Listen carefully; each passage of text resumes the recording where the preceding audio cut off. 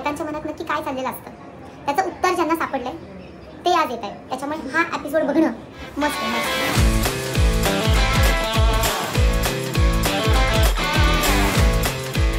तो माझ्या प्रेमात पडला.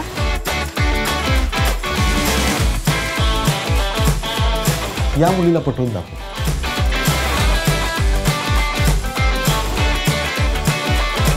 लग्न करतो. येऊ नकोस. चल बाय. धडक धडक धडक सगळे शॉर्ट.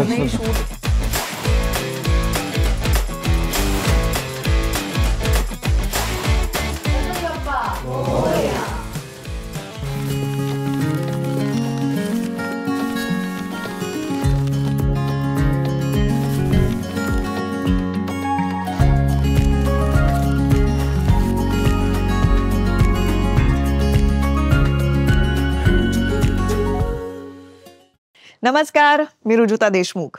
द अनुरूप शो मध्ये तुम्हा सगळ्यांचं प्रेमाने स्वागत करते. प्रेम, लग्न जमवणं, लग्न टिकवणं याविषयी आपण इथे गप्पा मारत असतो. आणि लग्न टिकवणं म्हणजे खरं तर एकमेकांना नीट ओळखलं पाहिजे, हो की नाही? पण एकमेकांना ओळखायचं म्हणजे समोरच्याच्या मनातलं जाणून घ्यायचं, म्हणजे थोडक्यात मनकवडं व्हायचं का? आज आपल्याकडे जे अनुरूप जोडपं आलंय ते मनकवडं जोडपं आहे. बायकांच्या डोक्यात नक्की काय चालतं हे ज्या चित्रपटातून आपल्यापर्यंत पोहोचवलंय तो चित्रपट म्हणजे अगबाई अरेच्चा. आणि त्या चित्रपटाचे सुप्रसिद्ध लेखक दिग्दर्शक केदार शिंदे आपल्याकडे आलेले आहेत आणि त्यांना साथ देणाऱ्या त्यांच्या पत्नी म्हणजे बेला शिंदे. नमस्कार. नमस्कार. द अनुरूप शो मध्ये तुम्हा दोघांचंही मनापासून स्वागत. खूप छान दिसतंय आणि तुझे कम्फर्टेबल बसलायस ना केदार, हे मला खूप आवडलंय. हिच्या समोर असं सर शांत मोठा. बरं, आम्हाला एकूणात तुमच्या प्रवासाविषयी जाणून घ्यायचंय, पण आज आपण जरा सुरुवात वेगळी करणार आहोत बरं का. कॉल युअर बे. आता बे म्हणजे काय माहितीये तुम्हाला? जेनझी टर्म आहे. तेव्हा BAE नाही शिकवलं तुम्हाला? मला शिकवलंय बॉगर. ओके, तुम्हाला शिकव. एनीवन एल्स असं ते BAE आहे. Best friend, best buddy. तर तुम्ही जेव्हा सुरुवात केलीत आयुष्याची आणि तेव्हा तुम्ही कसे होतात हे आठवा. आणि तसा तुम्ही एकमेकांना आत्ता फोन लावायचा आहे, त्या वयातले तुम्ही दोघं, आणि एक छोटासा फोन कॉल हवाय आम्हाला. ठीक आहे, काहीच प्रॉब्लेम नाही. येस, माइंड केलात फोन तरी चालेल. हा, हॅलो बेला. हा बोल. आज मला तुला भेटता येणार नाहीये. एक काम कर, आता घरी जा. ओके. रिहर्सल मध्ये आपण, मी तुला नंतर फोन करतो. Okay okay. हाच होता आमचा कॉल. भेटता येणार नाहीये हे तो मला नाही करायचं, मैत्रिणीला फोन करून सांगायचा. आणि माझ्या शांतपणे ओके. आणि स्टेशनवर उभी असायची मी स्टेशनवरती, चोनी रोड स्टेशनवरती तिकीटच्या इथे उभी राहायची. हा, म्हणजे जो चौपाटीला जातो ना तिथे उभी राहायची मी. आणि मग तो मैत्रिणीला माझ्या फोन करून सांगायचा. मी कुठे फोन करायचो? मोबाईल ना. तिथून ती मैत्रीण माझ्यासाठी निघायची. माझी बहीण असती मारलेली, ती निघायची. मग ही तिथे जवळजवळ 1 तास 1.5 तास ती उभी राहिलेली असायची. तेव्हा ती पोचायची आणि मग ती सांगायची आज केदार येणार नाहीये. मग त्याच मैत्रिणीकडे ती जायची. मग चहा वगैरे करून मग घरी जायची. पण चिडली वगैरे नाही कधी बेला? नाही. आता सुद्धा किती शांतपणे का नाही आज पण तू भेटणारच वगैरे काही बोलली नाही. आताही तेच होतं माझं बरेच वेळ. म्हणजे कुठल्याही समारंभाला जायचं असेल काय असेल ना, तर तिने सांगतो तू जा, मला जमणार नाही. ओके. आणि मी जाते. मग काय, त्या काळात त्याच्या पण समारंभाला मी जाते, माझ्याही समारंभाला मी जाते. माझ्या साईडच्या जेवढी लोक आहेत त्यांच्यासाठी ही ऑलवेज गुड बुक्स मध्ये आहे. आणि हिच्या साईडच्या लोकांमध्ये ती गुड बुक्स मध्ये आहेच ऑलरेडीच. पण तेव्हा जरा गुड बुक्सच्या बाहेर गेली असेल ना तू. मला तो काळ जाणून घ्यायचा आहे, तुमची लव्ह स्टोरी, कोणी कोणाला प्रपोज केलं आणि त्या काळात काय घडलं, कारण आत्तापेक्षा खूप वेगळा काळ होता तो. तर नाही, प्रपोज त्याने मला केला. 2 वर्ष तो पाठीमागे होता माझ्या. मी जॉईन झाल्यानंतर तो माझ्या 2 वर्ष मी हो म्हणायला घेतलं आणि 5 वर्ष मग आमचं अफेअर होतं. आणि मग लग्न केलं. 29 वर्ष झाली लग्नाला. पण तुमचं अफेअर सोपं नव्हतं. तुमच्या साईडने तर खूपच सोपं. माझ्या साईडने खूप कठीण हा. होतं ते. वेगवेगळी सगळं- बॅकग्राऊंड आहे हो, तुमची, तर हो, तेही होय, सांगा होय. की एक नाट्यक्षेत्रातलं बॅकग्राऊंड आणि आणि माझा कम्प्लीट बिझनेस बिझनेस ओरिएंटेड. या साईडचं काहीच माहिती नव्हतं. कुठे process भेटलात वगैरे. एकमेकांना? कुठे भेटलो? महाराष्ट्राची हं, लोकं. हां. अगं तू बोल आज. मी नेहमीच बोलतो, तू आज बोल. तुझ्याशी गप्पा मारायच्या, तू ते उत्तर दोघांच्याही गप्पा मारणार आहे मी. मध्ये मध्ये सांभाळून. लोकधारा, हा मी विसरलीत आठवण. हा बिनधास्त. लोकधारामध्ये भेटलो. मी जॉईन झालेली 9वी नंतर मी लोकधारा जॉईन केलेलं आणि मग त्यानंतर त्याला वाटलं माझ्या प्रेमात पडावंसं म्हणून तो माझ्या प्रेमात पडला. नाही ते प्रेमात पडणं काय असतं ते एज असतं ना, की एक मुली आपल्याला आवडायला लागतात, तसं एज ते होतं. आणि मी उत्तम नाचतो, म्हणजे नाचायचो, आता नाही नाचत, माहित नाही, आता फारच उत्तम नाचायचो. त्यामुळे मी त्या ग्रुपचा लीडर पण होतो लोकधाराचा. आणि मी जेव्हा स्टेजवर नाचायचो तेव्हा एक फॅन फॉलोईंग जेव्हा शो संपल्यानंतर जे यायचं तर ते खूप असायचं. त्यावेळेस मला असं आठवतं, आम्ही ना दिल्लीला चाललो होतो आणि ट्रेनमध्ये बसलोय आणि ही ना वरच्या बर्थवर अशी होती आणि मी टाइमपास करत होतो. अंकुश आणि भरत वगैरे सगळे होते आणि चारुमावशी आली समोर आणि चारुमावशी काय माहित नाही तिच्या मनामध्ये काय आलं आणि आमच्या काहीतरी मुलींवर पंकज चालू होते. चारुमावशी म्हणाले, तुला जर एवढी तुझ्यात हिंमत असेल ना, या मुलीला पटवून दाखव, असं म्हणून हिच्याकडे बोट दाखवलं आणि हिच्याकडे बघितलं आणि मी म्हटलं की चला ठरलं आता तर. पण 2 वर्ष घेतली. पण तूही पेशंटली थांबलास 2 वर्ष. राईट. नाही पण मी मनापासून, म्हणजे असं नाही फक्त पटवणं असं नव्हतं, मला ती मुलगी त्या क्षणी इतकी आवडली की आता हिच्याबरोबर लग्न करायचं असं डोक्यात ठरवलं होतं. त्यामुळे 2 वर्ष पेशन्स जे होते ना, ते या मुलीबरोबर मला लग्नच करायचं आहे हेच डोक्यात होतं. बरं, महत्वाची गोष्ट म्हणजे माझे जुने फोटो बघितल्यानंतर मी तिला नेहमी विचारतो, आता काय मी का फार चांगला दिसतो असं नाही, पण एक मॅच्युरिटी येते आपल्याला माहिती आहे. पण त्यावेळेचे चेहरे, माझे चेहरे बघितल्यानंतर मी तिला म्हटलं, आणि फारच आत्ताही सुंदर तेव्हाही सुंदर दिसायची. मी म्हटलं, काय बघून तू लग्न केलंस, देव जाणे बाबा. म्हणूनच 2 वर्ष घेतली रे. म्हटलं असं माझ्या लेकीच्या बाबतीत झालं तर तिकडे जाऊन मारीन. पण हे किती कौतुक आहे खरंच की चारुमावशीने गंमत म्हणून केलं असेल. पण तू आणि मी ते प्रेमाने- ऐकलं होतं, आ. त्यांनी बोलल्या त्यावेळेला मी ऐकलं होतं ते. हा. पण मी म्हटलं अच्छा, माझं काही करायचं नव्हतं आणि मी माझ्या ह्याच्यात होती बडबड करण्यामध्ये तिसऱ्या ह्याच्यावर, कारण कोण उठवत नाही ना तिथून. म्हटलं मी जाणार तिथे आणि मी बसणार, मला झोपायचं असेल तर मी झोपीन तिथे, नाहीतर गप्पा मारत बसेल तिथे. हा. म्हणून मी तिथे होती. तर हे चारुताई बोलल्या, मी ऐकलं. अच्छा, मी हसण्यावरही नेलं ते, कारण मला रिलेशनशिपमध्ये जायचंच नव्हतं त्यावेळेला. I was so clear about. अच्छा. मला अजिबात रिलेशनशिपमध्ये नव्हतं, कारण माझे फ्रेंड्स होते, माझा शाळेचा ग्रुप होता, माझा डान्सचा ग्रुप होता, त्यामध्ये हा एक ग्रुप आता नवीन जॉईन झाला होता आणि सगळेच मित्र मैत्रिणी होत्या तिथे. कारण 40 जणांचा ग्रुप घेऊन आम्ही जात होतो प्रत्येक वेळेला. तर सगळेजण लाईक फॅमिली सगळेजण होते. आणि त्यानंतर मग जेव्हा तो सिरियसली लिटरली माझ्या पाठी म्हणजे एकदा फोन करायचा घरी, मग मध्येच 15 मिनिटांनी भरत यायचा, अच्छा असं आहे, बरी आहेस ना तू, येतेस, चल ना असंच फिरायला जाऊया. आणि तेव्हा ना हिचं घर ठाकूरद्वारला आहे हा. आणि त्याचं गल्लीत आहे, गीता भुवन नावाची बिल्डिंग आहे. आणि मी राहायचो बाबांकडे, आंबेडकर नगर. आता सकाळचं कॉलेज असायचं. हा. ओके, ते कॉलेज होतं माझं MD कॉलेज. मी परेल विलेज वरून 69 बस पकडायचो आणि तो पूर्ण प्रवास मी करायचो, कारण मला नेहमी असं वाटायचं की सकाळी कॉलेजला जातानाही मला दिसेल तरी. म्हणजे परेल विलेज पासून मी गिरगाव पर्यंत जायचो, पण ती मला कधी दिसली नाही. गाडी पार रिगल पर्यंत जायची बस, मग उतरायचो, मग एक इंग्लिश फिल्म बघायचो तिथे. अच्छा. मग परत 69 पकडायचे घरी यायचं. कॉलेज राहिलं बाजूला. हे काही नव्हतंच महत्वाचं, पण मला असं नेहमी असं वाटायचं की ही मला दिसेल. जसं मला नेहमी काही गोष्टींबद्दल, मला त्या पेडर रोडला जाताना मला नेहमी असं वाटायचं की कधीतरी लता दिदी खिडकीत दिसतील असं व्हायचं.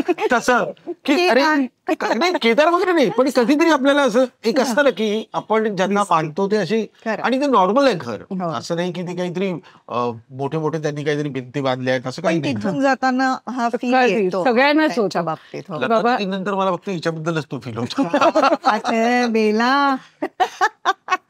पण मग 2 वर्षात काय एवढा विचार केलास ग? आम्हाला जाणून घ्यायचंय की हे बघ आता कसं आहे, आपण प्रेमात पडलो जरी आणि अरेंज मॅरेज केलं तरी सुद्धा आपण पार्टनर विषयी कदाचित काहीतरी विचार करत असतो. आता खूप लहान असतो तेव्हा कदाचित नाही, पण हिने 2 वर्ष घेतली म्हणजे खूपच लहान होतो. काहीतरी विचार लहान होतो केला ग. असेल. तेव्हा आम्ही लहानच खूप लहान होतो. होतो, 11वी पण 12वी काय पैकी विचार नाही. केला असं 2 वर्ष? त्यावेळेला एवढा काही विचार नसतो, पण तेवढं होतं की फक्त हा काय करणार आहे पुढे हे मला बघायचं होतं. That's all. हो.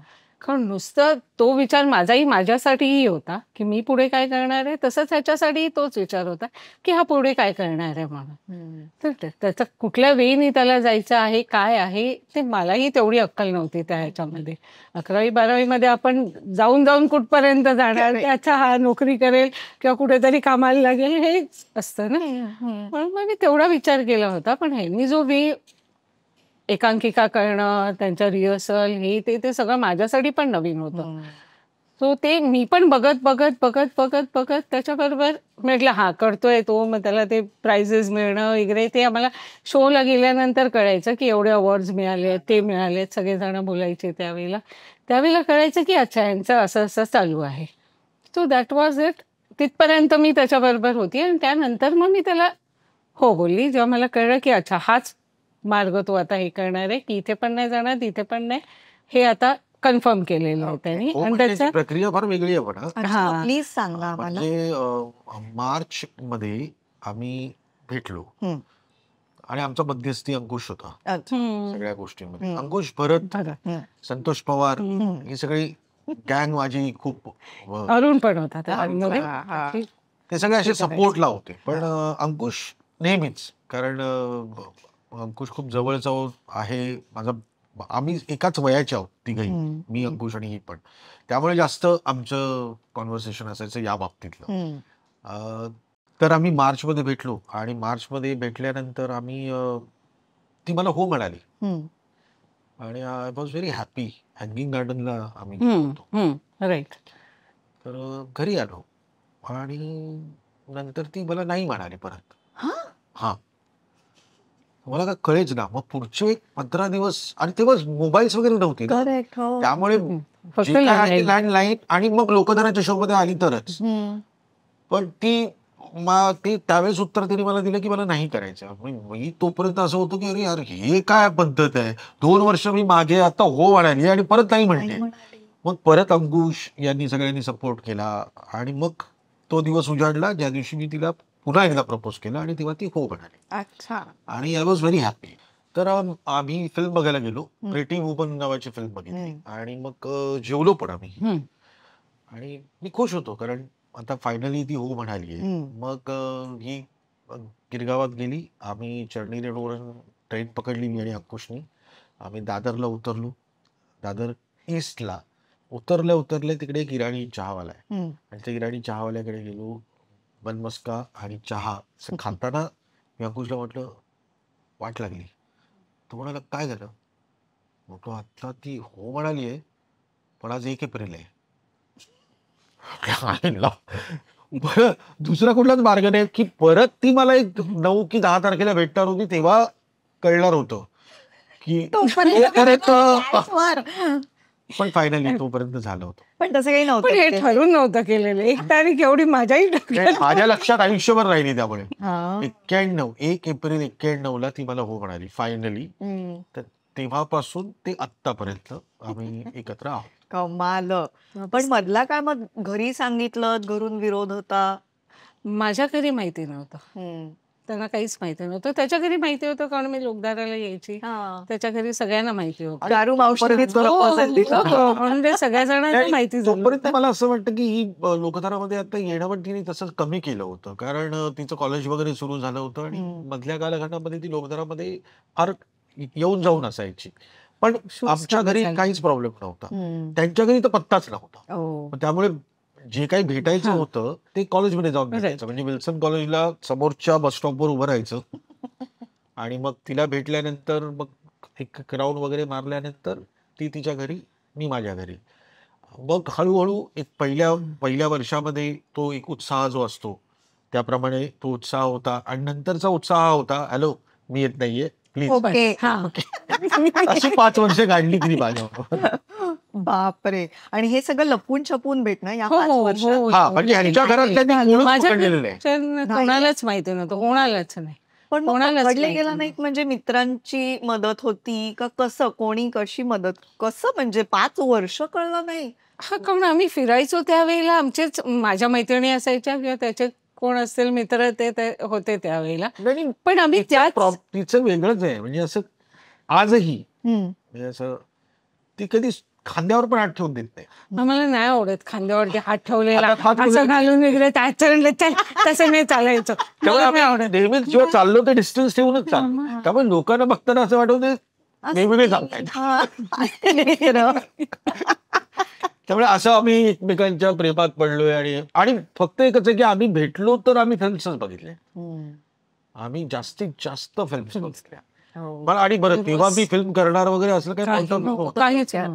मला एकच वाटत होतं की कोणी आपल्याला पकडू नये. आता मग योग्य साधन कुठलं तर इंग्लिश फिल्म बघायची, 1.5 तासाची असते, मग ती बरोबर वेळेवर घरी जाऊ शकेल आणि मी माझ्या कामाला जाऊ शकेल, एवढंच होतं. कमाल. मग तो काळ आठवतोय तुला? ती 5 वर्ष होय होय कमाल केली आहेस. होय होय. फिरलो त्यावेळेला फिरलो, पण ज्यावेळेला काम होतं त्यावेळेला तो असाच फोन करायचा मला की मी येत नाहीये म्हणून. हा. मग त्यावेळेला वॉज ओके. मी इव्हन मी सकाळी पण ह्याच्या घरी फोन करायची ना, मला कधी कधी सांगायचं मी येतोय 8 वाजता इकडे भेटायला. मी फोन करायची तर माई मला सांगायची अगं झोपलाय तो अजून, कुठे येणार तुला भेटायला, ना आता नाही येणार, नंतर फोन करतो उठल्यावरती, मी सांगते त्याला फोन करायला. असं असायचं. जाऊ दे आणि आता हिच्या घरी काय. फोन करायचं असं होते ना की जोपर्यंत हिचा आवाज येत नाही तोपर्यंत बोलायचं नाही. ठेवून द्यायचा. हा. ते आपण असे हॅलो बाबांचा आवाज असं माझं. हा. आणि मग हिचा आवाज आला तर असं असं थोडस काही बोललं होईल तेवढंच. ते ते ते best मजा असायची. गोष्ट आहे. पण ते ना एसेटचे होते ना कुठे कधी ट्रॅकिंगचे नव्हते. करेक्ट. कोण कुठे गेले, तू किती वेळात पोहोचते, असले काही नव्हतं. कॉन्फिडन्स तर तुमचा एकच आहे की पब्लिक तुमच्या घरच्या फोनवरच तो येणार. फोन करणार. आणि ही जर करणार असेल फोन तर पब्लिक फोनवरूनच ती फोन करणार आमच्या घरी, बाकी दुसरा मार्ग नाही. पण तेव्हा मला मजा होती. आठवत आहे, हो मजा मजा होती. ती जी हुरहुर होती ना ती तेव्हाच होती. या बिचाऱ्या मुलांच्या आयुष्यात बहुतेक ती नाहीच आहे की नाहीये. आपण तो जे गॅप असायचा ना त्यानंतर परत भेटणं असायचं, ती मजा असायची. आणि हिचं काय होतं की हिला ते खूप आणखीन एक आवड होती, ग्रीटिंग कार्ड्स वगैरे देणं. हा, जी मला अजिबात नव्हती. म्हणजे ती पण बरं आहे ना, ती लपवणार कुठे. हा नाही ते पण आहेच. पण मला आठवतं की नाट्य दर्पणची स्पर्धा होती, एकांकिका स्पर्धा असायच्या बघ, कल्पना एक आविष्कार. करेक्ट तर करेक्ट. त्याची फायनलला मी पोहोचलो होतो. ते मला चांगलं आठवतंय की नेहरू सेंटरला ती फायनल होती आणि तिथे ती मला भेटायला आली होती आणि फक्त कार्ड द्यायला आली होती, ऑल द बेस्टचं. किती छान. तर हे खूप छान होतं तेव्हा. कारण त्यावेळेला भेटणंच खूप होतं. असं नव्हतं की क्वालिटी टाइम आपल्याला बसायचंय, खायचंय, जेवायला जायचंय, ते मॅटर नव्हतं. एकदा बघितलं की झालं, चला जाऊया आपण निघूया. फार महत्वाची गोष्ट मी बोलतो, पण त्याच्यात आता आपण त्या एज मध्ये आहोत म्हणून आपण बोलू शकतो या सगळ्या गोष्टी. फक्त फिजिकल अट्रॅक्शन नव्हतं ना, कारण ते डोक्यातच होतं की या मुलीबरोबर लग्न करायचं, किंवा तिचंही तेच होतं की या मुलाबरोबर लग्न करायचंय. सो इट वॉज नॉट की आपण किती जवळ येतोय हा महत्वाचा मुद्दा नव्हता, आपण किती वर्ष एकत्र राहतोय हा महत्वाचा मुद्दा होता. हा म्हणजे आज आम्ही जेव्हा 29 वर्ष लग्नाला होऊन आता 30वं लग्न वर्ष सुरू आहे, त्यावेळेस आम्ही जेव्हा एकमेकांकडे बघतो तेव्हा असं वाटतं की धाडस केलं होतं पण ते आपण निभावलं. म्हणजे असं नाही झालं की आपण ना लोकांच्या नजरेत आपण चुकीचे नाही, आई वडिलांकडून पण नाही आणि माझ्याकडून पण नाही. पण लग्न झाल्यानंतर त्यांनी मला एवढं सांगितलं होतं, जशी तू राहतेस तसंच मी तुला ठेवून देणार, तुझ्या आई वडिलांकडे जशी राहतेस तसंच मी तुला ठेवणार, एवढं माझ्यावरती विश्वास ठेव. लग्न झालं, ते लग्नाची स्टोरी तर वेगळीच आहे, पण लग्न झालं त्या दिवशी संध्याकाळी मला राज्य नाट्य स्पर्धेचं ऍक्टिंगचं अवॉर्ड, सिल्वर मेडल मिळालं होतं. आणि तेव्हा मला चांगलं आठवतं की आमच्याकडे काहीच नव्हतं आणि आम्ही चाललो होतो ती रात्र अजित काका आणि चारुवंशींच्या घरी. तर त्यावेळेस शिवाजी मंदिरला त्या पार्किंग मध्ये मी थांबलो होतो. चारुवंशींचीच गाडी होती, माझ्याकडे गाडी वगैरे काहीच नव्हतं. आणि ही 2 ड्रेस घ्यायला गेली होती बाहेर, पंजाबी ड्रेस. आणि तोपर्यंत मला त्या शिवाजी मंदिरला फोन आला की राज्य नाट्य स्पर्धेचा अवॉर्ड मिळाला. So I was very happy. चला, सुरुवात झाली. कमाल कमाल. पण मग लग्नाची काहीतरी एक धमाल गोष्ट आहे म्हणालास. काय केलं? रजिस्टर्ड लग्न केलं ना तुम्ही, मला वाटतं? प्रचंड मोठी उलथापालथ. उलथापालथ. म्हणजे मला असं वाटतं की त्या दिवशी जर हा डिसिजन घेतला नसता लग्नात तर झालं तर नसतं. आमचं लग्न झालं नसतं. हो? हो, मी तर नेहमी म्हणतो की अमेरिकेतलं स्थळ आलं होतं, जायचं ते.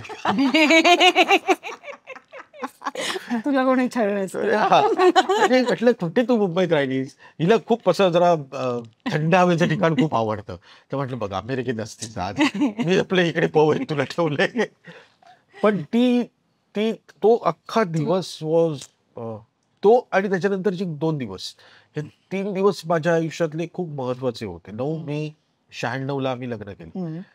तर ते सकाळी पण आम्हाला माहिती नव्हतं की आम्ही लग्न करणार आहोत. हा, की 7 मे 1996 माझ्या राज्य नाट्य स्पर्धेचं फायनलचं नाटक होतं, रवींद्र नाट्यमंदिरात, जी बघायला ही आली होती.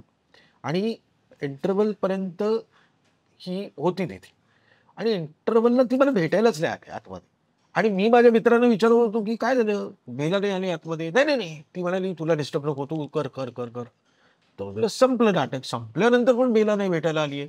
आणि तोपर्यंत मला कळलं की हिच्या घरच्यांनी हिला त्या सुरू असलेल्या नाटकातून उचलून घेऊन गेले.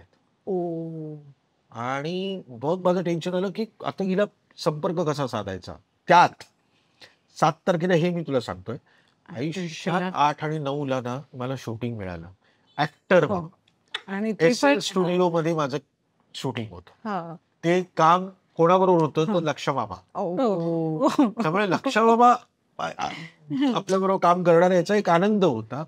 आणि मला काहीच कुठलाच कॉन्टॅक्ट नाही. बरं, त्यात आणखीन मी एक मोठं वजन माझ्या अंगावर घेतलं होतं की आपल्या माहिती महाराष्ट्र राज्य चित्रपट महोत्सव होतो ना, त्याचा अवॉर्ड फंक्शन असतं, त्याच्यामध्ये मी स्किट बसवण्याचं एक घेतलं होतं.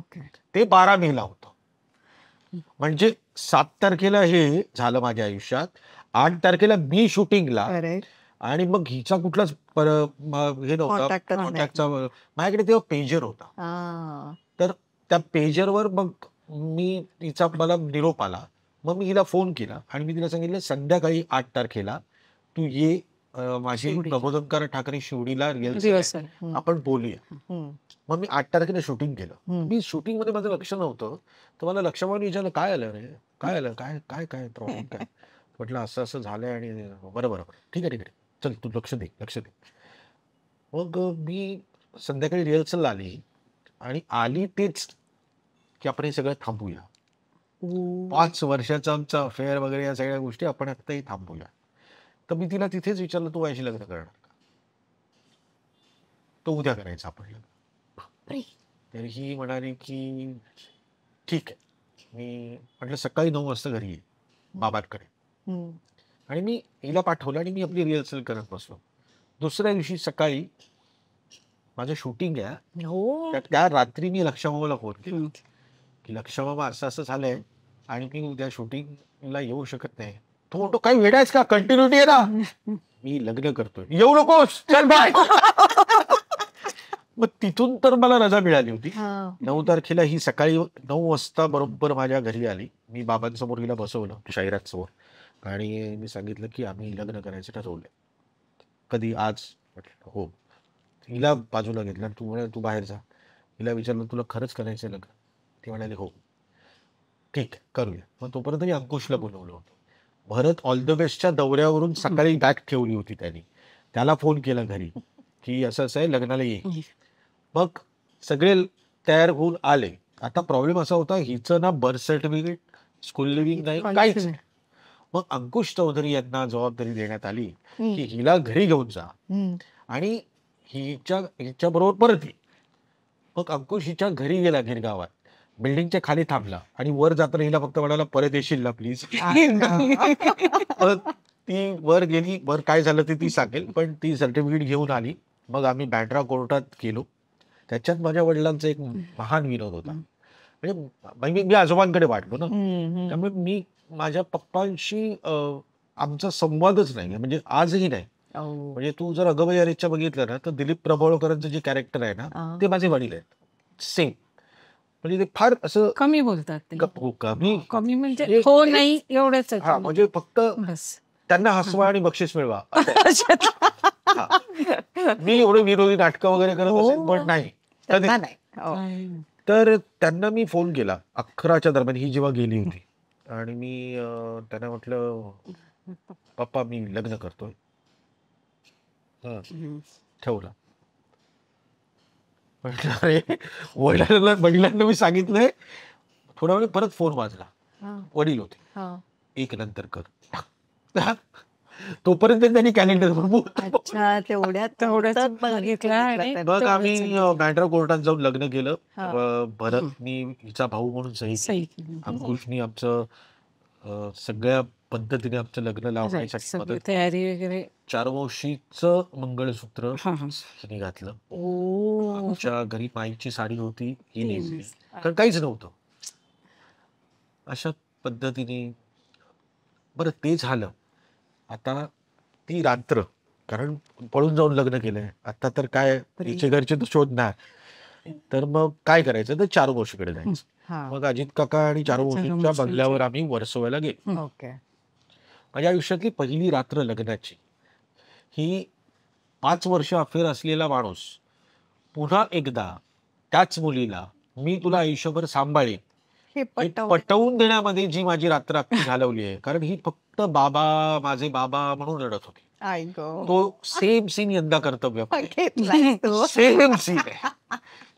तर ते सगळं झालं. मग दुसऱ्या दिवशी आम्ही आलो. दुसऱ्या दिवशी आल्यानंतर ती तारीख होती 10.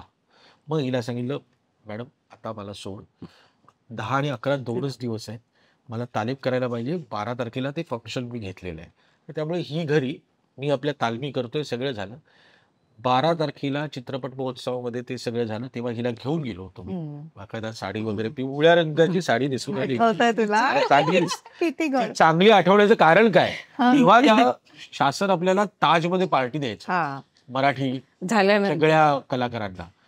तर मला चांगलं आठवतं, सगळी गर्दी होती आणि मी हिला घेऊन लक्षमामाच्या समोर. तर लक्षमामाने माझ्याकडे बघितलं, झालं लग्न झालं, तर म्हटलं हो 9 तारखेला. मग जोरात ओरडला, सगळा लक्षात द्या, आजची पार्टी ही केदार शिंदे आणि बेला यांचं लग्न झालंय त्याच्या प्रित्यर्थ शासनाने दिली. हे ते 12 तारखेपर्यंतचे दिवस जरा काहीतरी सगळंच एकत्र येणं म्हणतात ना, तसं चाललं. खरंय. आता मला तुला ते जे मधले काही रिकाम्या जागा राहिल्या त्या प्लीज तू भर, की तू कसं मॅनेज केलंस. तू पळून आलीस, मग तू घरी गेलीस आणि तू सर्टिफिकेट घेऊन शांतपणे आलीस. हे कसं मॅनेज केलंस तू. त्रास होता जिथे चढताना. इट वॉज खूप डिफिकल्ट होतं सगळं घेऊन, कारण घरामध्ये आई होती. आणि त्यानंतर तिने मला विचारलं पण की कॉलेजमधनं मध्येच काय आली, काय विसरलीस तू. म्हटलं नाही का काहीतरी विसरली. आणि आपल्या फाईल्स आपल्याकडे असतात ना त्यावेळी, म्हणून मी ती फाईल अख्खीच्या अख्खी उचलली आणि म्हटलं मी येईन मी घरी. आणि मग त्या रात्री परत तिने फोन पण केला. बाबांनी तिला सांगितलं की घरी तू फोन करून सांग. इट इज व्हेरी डिफिकल्ट जेव्हा मला आता एक मुलगी आहे. मला तुझे आई वडील फारच सज्जन आहेत, मी तर मारून टाकीन असं होईल माझ्याकडून. माझ्या मुलीच्या बाबतीत तुझे आई वडील फारच सज्जन.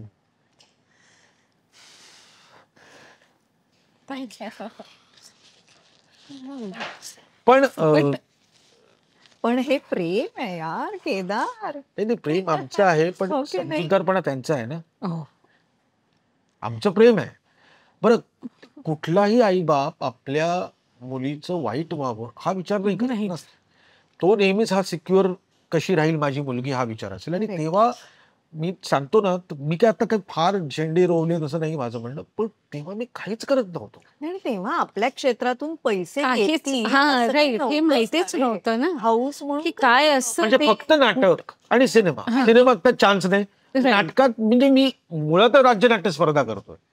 त्याच्यानंतर काय व्यावसायिक काय मला पैसा नाटक मिळणार. येणार? हो. सिरियलचा काही संबंधच नव्हता तेव्हा, तोपर्यंत काहीच channel वगैरे नव्हतं. काहीच गोष्टी आणि त्यांना माहिती होतं की तो लोकधाराच करतोय फक्त ना, आणि आणि आजी आजोबांकडे राहतोय. शेवटी आई वडिलांचं घर नाही, काही नाही, तिथे राहतोय. मुलीचा मुलगा आहे तो, काय असणार आहे तिथे. आणि सगळेच जर का आपण- थोडस ते नोकरीवाले हा, ते पाहिजे. एक background पण त्यासाठी वेगळं. मी एक 9 महिने नोकरी केली होती. हो हो. मी अंकुश आणि भरत मला खूप चिडवतात. मला ना लोकधारामध्ये चांगलं आठवतं की मला तेव्हा 75 रुपये मिळायचे एक शो केल्यानंतर. हा. असे आम्ही महिन्याला महिन्यात खूप शोज खूप 32-33 शोज व्हायचे आमचे. खूप shows. आता गुणिले कर हा. 75. हम्म. पण हिच्या वडिलांना काहीतरी सांगता यावं हिला, म्हणून मी एका बँकेत नोकरी करायचो जिथे मला महिन्याचा पगार 475 रुपये होता.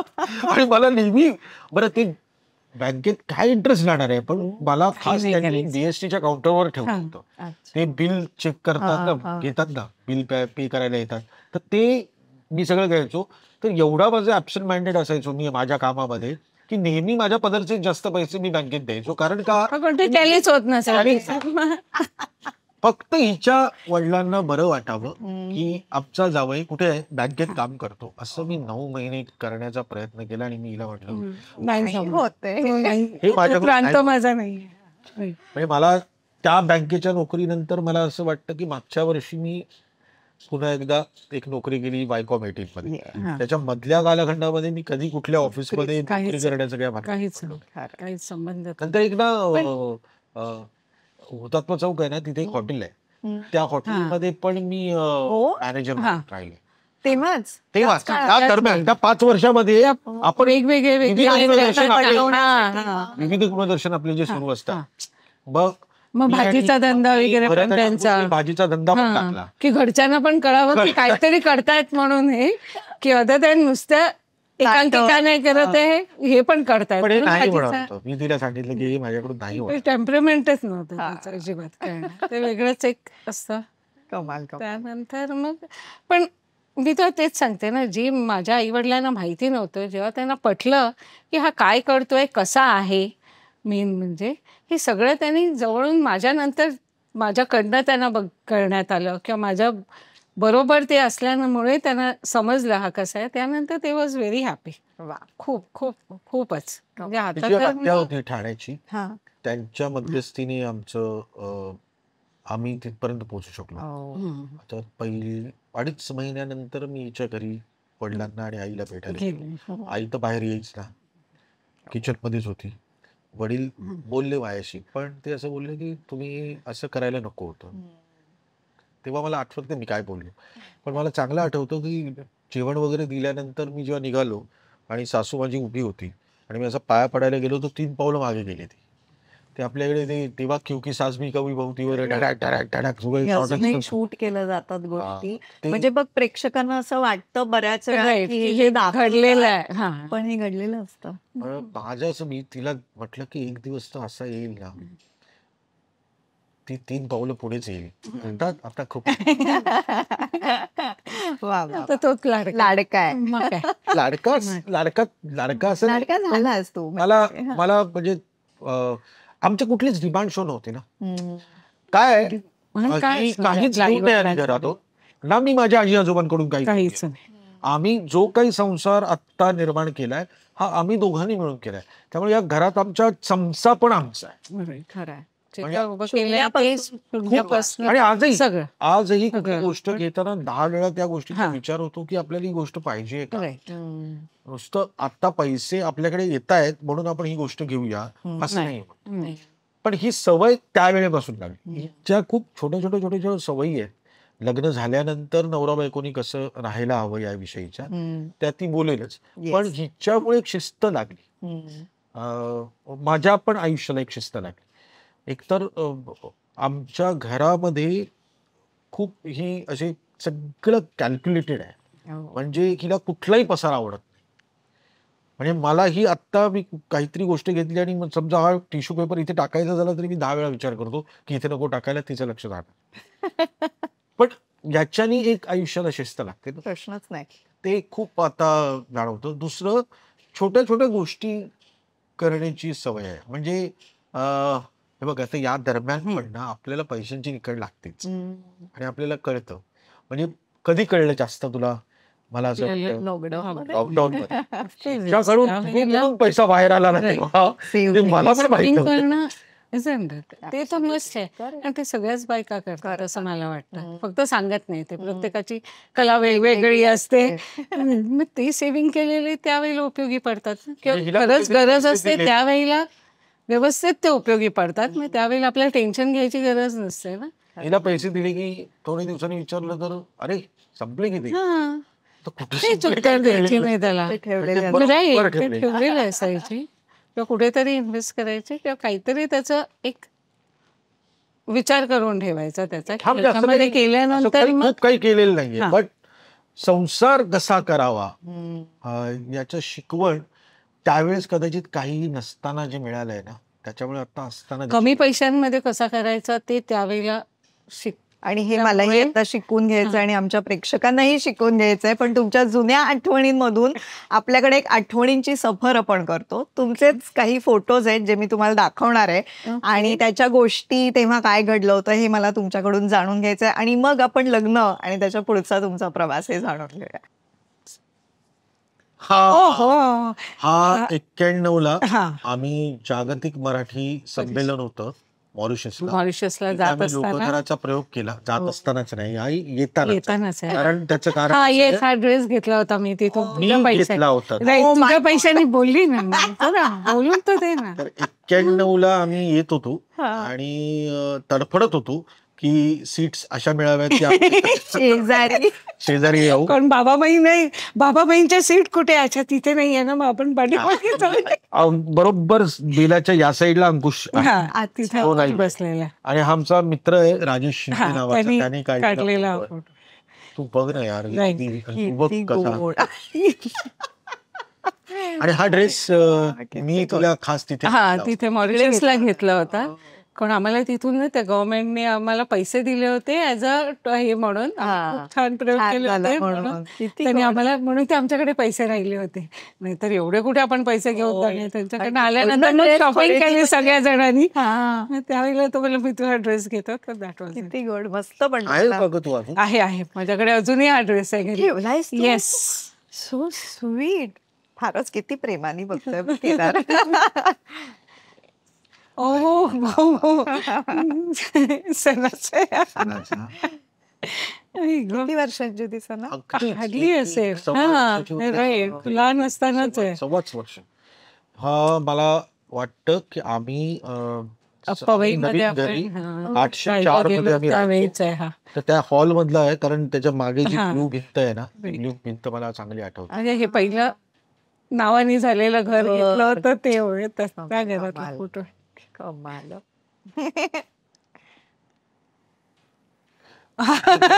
लॉकडाऊनचे इतकी बया. लॉकडाऊन मध्ये 25 वर्ष झालेली लग्नाला, त्यावेळेला सणानी लग्न लावून दिलं होतं. घरातच घरात म्हणजे मित्राच्या हा. घरामध्ये 13व्या मजल्यावर. त्यांनी आम्हाला सांगितलं नव्हतं. हे सगळं सणानी, अरे फॅमिली आहे, येस, आणि आदेश आणि आदेश, हे आणि आमच्या हळदीपासून सगळ्या गोष्टी. सगळ्या गोष्टी त्यांनी केल्या होत्या तिथे. किती गोड. सगळं घरामध्ये त्यांनी, आणि ते फोटोज बघितले होते तेव्हा. सगळ्यांना लिंक पाठवली हा, आणि सगळे जेवढी लोक हा. होती तेवढी सगळी ऑनलाईन होती आणि आमचं Right. लग्न बघून होतं. कमाल कमाल. आणि याची गंमत अशी आहे की हे कुठल्या तरी आपल्या युट्यूबरचे असतात, हा, तर यांनी याची बातमी केली. हा, बरं, बातमी करताना ते सेन्सेशन लागतं, हा. त्यामुळे त्याची हेडलाईन अशी लिहिली होती की केदार शिंदे यांनी केलं दुसरं लग्न. तर त्याच्या खाली ज्या कॉमेंट्स होत्या त्याच्यात या म्हाताऱ्याला बरी या वयात सापडली. फुल तुला ट्रोल केलं. खूपच. आणि मला असं हसू आलं की आपल्याकडे ना ते एक्झॅक्टली काय आहे ते बघतच नाहीये. मी त्याच व्यक्ती बरोबर 25 वर्षात आली ते लिहिलं होतं ना, वाचायचं नाहीये ना, जस्ट हेडिंग. चांगलं आठवतंय मला. पण हे म्हणजे अगदी त्या मुंडवळ्या बांधण्याचं सगळं सणाचं केलेलं आहे. कौतुक. कमाल. सगळं तिने arrange केलं होतं Surprise plan केला. त्याच्याबद्दल. फारच गोड फोटो आहे. म्हणजे तेव्हा जे विधी झाले नाही नाहीत ते सगळे सणांनी सगळे करून सणांनी घेतले. यावेळेला करून म्हणजे घेतलेले कन्यादान आदेश हा. चित्राने केले. Oh Right. God. किती माझ्या इथे आदेशाईम चित्रा बसले होते हा. आणि त्याच्या माझ्याकडे इथे तो त्याच्यावर प्रशांत आणि रंजिता वहिनी आहेत. रंजिता त्या- गावकर आहेत, ते बसले होते. आणि मग घरामध्ये त्यांची 2 मुलं, सना, सोहम होता आणि एक तो मल्हार म्हणून मल्हार म्हणून मित्र आहे. त्याचा मित्र आहे. बस एवढेच वा, आम्ही वा. होतो. अरे अजिबातच नाही. आणि एक भटजी आणला होता. हा. बरं, महत्वाची गोष्ट म्हणजे भाड्याने काय सगळं.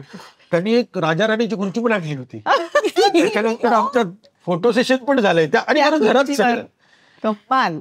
पण मला माझ्यासाठी आणि हिच्यासाठी खूप एक्सपिरियन्स हा फार महत्वाचा होता, कारण आमचं असं लग्नच झालं. Correct right. आणि आम्ही ठरवलेलं की 25व्या वर्षी आपण करूया, सगळ्या जणांना बोलूया म्हणून. पण लॉकडाऊनमुळे काहीच नाही झालं ते. तर सणांनी हे परस्पर त्यांच्याबरोबर ठरवून केलेलं सगळं. परमेश्वर माझं खूप ऐकतो. माझं पहिलंही लग्न कमी पैशात झालं, हेही लग्न कमी. कारण मला फार गौ गौ. खूप पसंत नाही नाहीये अशासाठी. नाही, अजिबात. म्हणजे लग्न ही जी एक प्रक्रिया आहे ही त्या नवरा बायकोची आहे, बरोबरीने त्या कुटुंबाची आहे.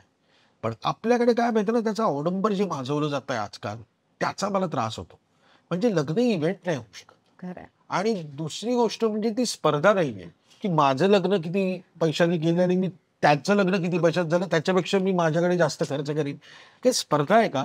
बरं, नाही. किती पैसा खर्च केलात तरी- तरीही तुमचं नातं त्या पैशांवर टिकत नाहीये. त्याच्यासाठी वेगळेच कष्ट घ्यावे राईट लागतात. राईट. त्या दोघा जणांना त्यावेळेस सगळ्या आमचं गोष्टी. लग्न 96ला मला चांगलं आठवतंय 750 रुपयात झालं. रजिस्टर मॅरेज होतं ना काही. आणि हे तर लॉकडाऊन मध्ये झाल्यामुळे जितकं कमी पैशात त्यातही सगळे ऑनलाईन. म्हणजे पूर्ण तुझी इच्छा अगदी नुकसान असंच झालं की समजा समोर असते तर आहेर घेता आला असतं. छान आहे. वर ट्रोल झाला, एक वेगळं तुला बक्षीस मिळालं. मला जाम हसू आलं होतं त्या दिवशी. आणि त्यांनीच वाचलाय ही न्यूज आणि त्यांनीच सांगितलं सगळ्या जणांना की असं असं लिहिलेलं आहे. मग सगळ्या जणांनी वाचलं.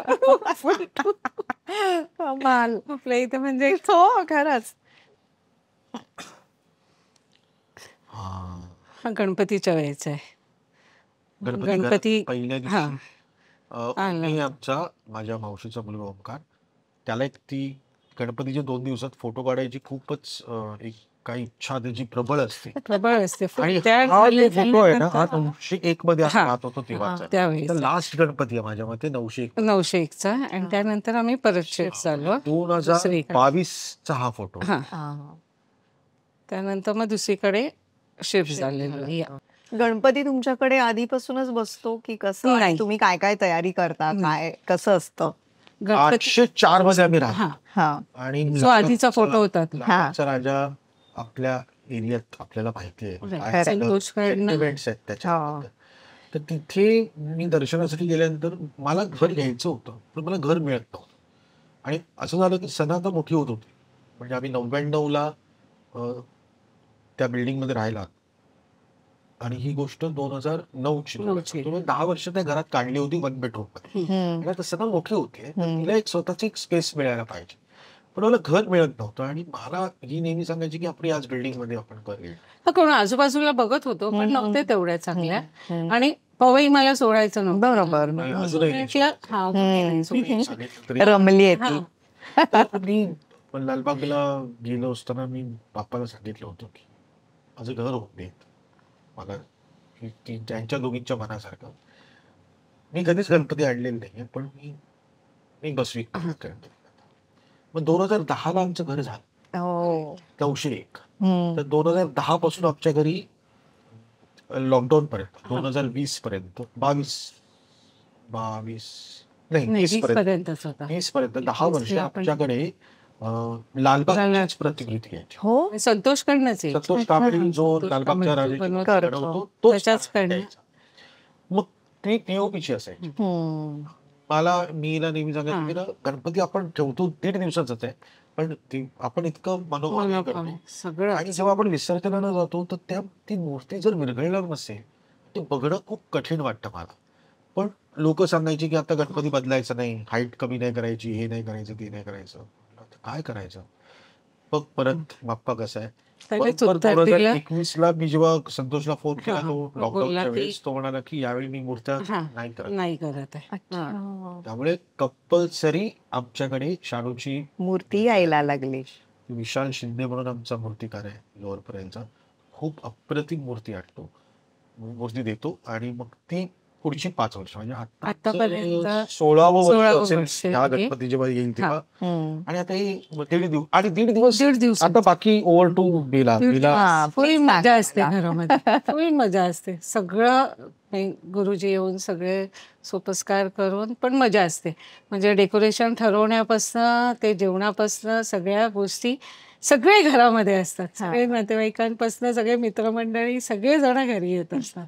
पण ते 2 दिवस कसे जातात आम्हालाच कळत नाही. म्हणजे आदल्या दिवशी आणायचा गणपती तेव्हापासनं सुरू होतं. मग भाज्या बिज्या निवडण्यापासनं आधी 2 दिवस बालुशीची भाजी वगैरे सगळं करण्यापासनं एवढा मोठा टोप आहे. पुरणपोळ्या वगैरे सगळं सगळं घरी करतेस तू? सगळं होतं. एकटी कर. सगळं होतं. माझ्याबरोबर माझ्या सगळ्या जणी असतात. बरोबर, पण तरी. पण आता सगळ्या जणांना सवय झालेली आहे काय करायचं काही नाही. ते आता म्हणजे मेकॅनिझम सारख्या करतात. पण पहिल्यांदी मजा यायची. हे राहिले ते राहिले, हे कमी पडलं मग परत करायला सुरुवात करा. हे सगळे इथून सुरुवात झाली होती आतापर्यंत. वा वा. आणि 1.5 दिवसाचा आहे. 1.5 दिवसाचा. कमाल. 1.5 दिवसामध्ये काय आहे की ते आपण जर त्याची नीट काळजी घेऊ शकत नसू तर ते असं पण ठेवणं चुकीचं. म्हणजे बाप्पाकडे आपलंच लक्ष नाही असं नाही. खरं आहे. नैवेद्यापासून आरतीपासून आणि जे 1.5 दिवसामध्ये ज्या गोष्टी करता येतील त्या सगळ्या आपण करू शकतो. So, गणपतीचं आमच्याकडे तेच आहे की यावर्षी गणपतीला जेव्हा येईल तेव्हा असाच फोटो परत काढला जाईल. तो मी काढेल तसंच. सेम. वाट बघतो. पूजा बिजा झाल्यानंतर सगळं झालंय. आरती वगैरे झाली. आता फोटो काढूया. फोटोचं एक सेशन एक वेगळं. मग नंतर पण जेवणाला परत काढायच्या पंक्ती. येस. हा कधीचा आहे? बाबांच्या घरचा. ही लग्न झाल्यानंतरची पहिली पूजा होती आमची. बर. त्यावेळेचा रिसेप्शन कम पूजा घरात. पण म्हणजे आंबेडकर नगरमध्ये आहे. तर त्यावेळेस इथे बाबांचं 96 आहे हे लग्न आपण मध्ये केलं. जून माझ्या मते जून मध्ये श्रावणामध्ये पूजा झाली होती. आणि छान व्यवस्थित पूजा.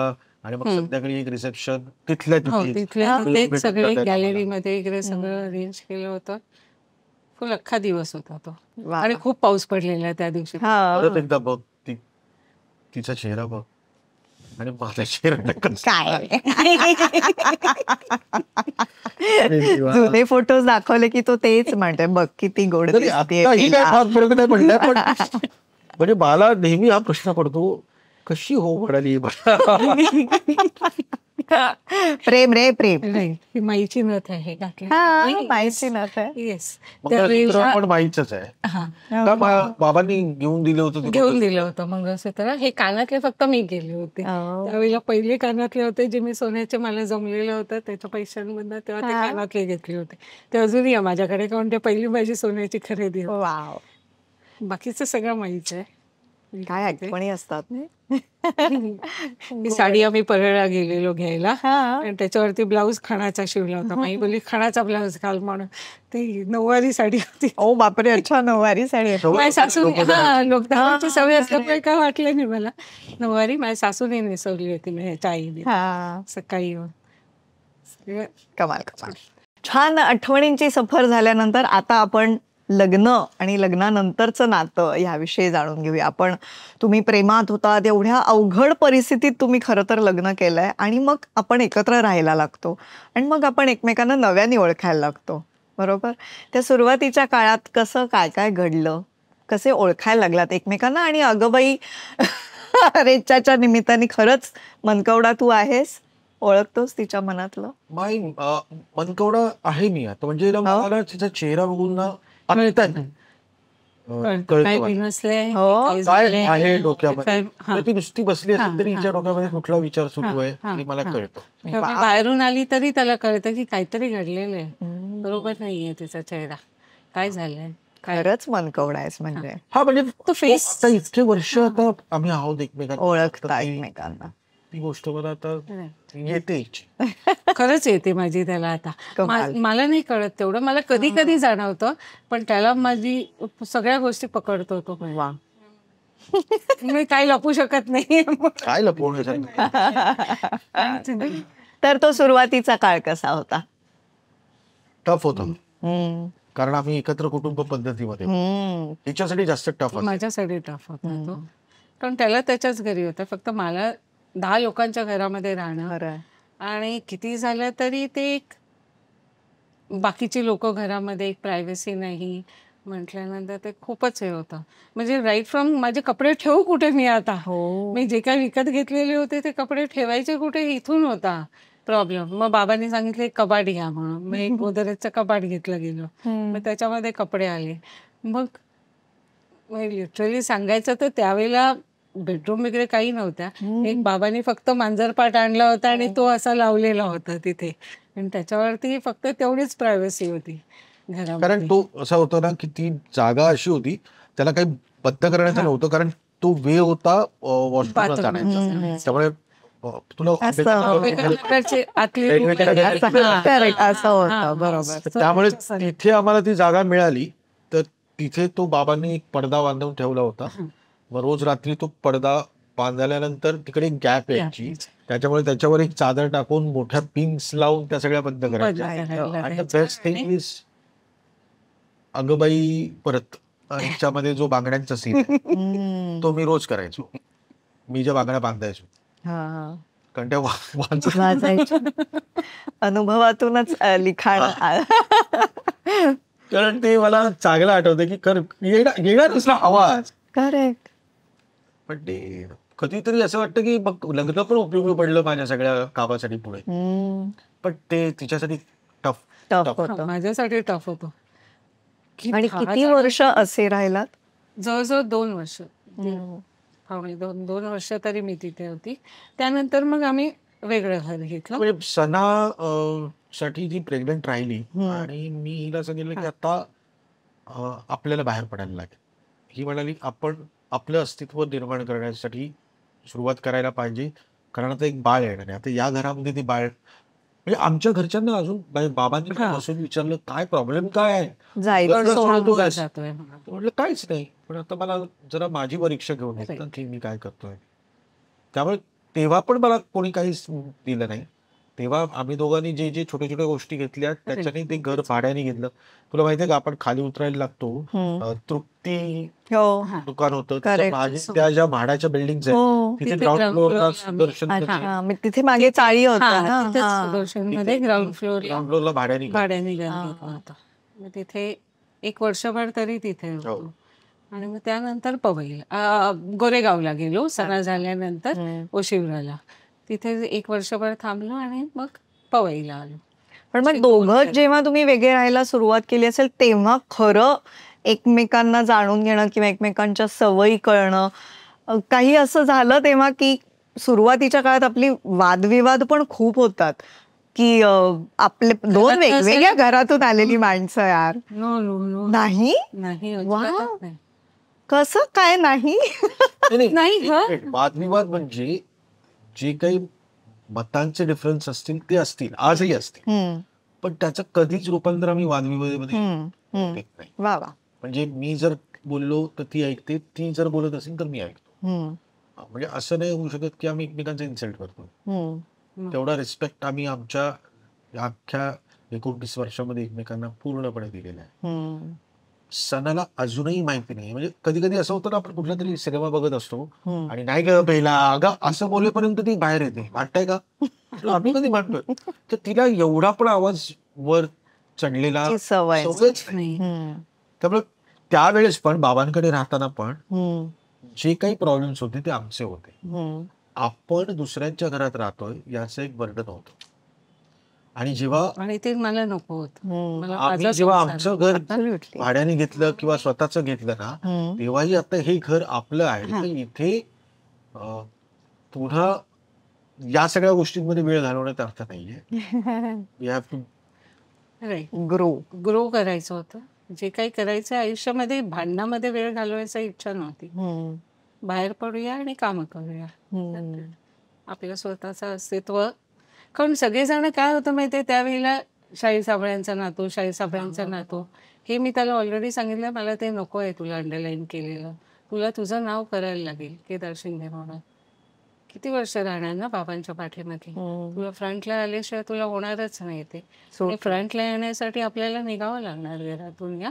आणि जे काही मग येतील अप्स अँड डाऊन्स ते आपण सगळं करू की इथे दोघं जण एकमेकांना सपोर्ट करून आपण सगळेजण पुढे पुढे पुढे पुढे जाऊ. मग तसं करत करत करत हार्ड टाइम्स होते. नॅचरली हार्ड टाइम्स नव्हते असं नाहीये, कारण कमाई थोडी होती. बरोबर. सणा राहिली होती कोरेगावचं त्यावेळेला मी 6,000 रुपये भाडं होतं. ते पण खूप होतं खूप त्यावेळेला. होतं. 96 मध्ये खूप भाडं होतं. ते भाडं देण्याचं प्लस घर सांभाळायचं 98. सणाला 96 ला लग्न केलं, 98 98 मध्ये आपण मध्ये तिथे सण होतो.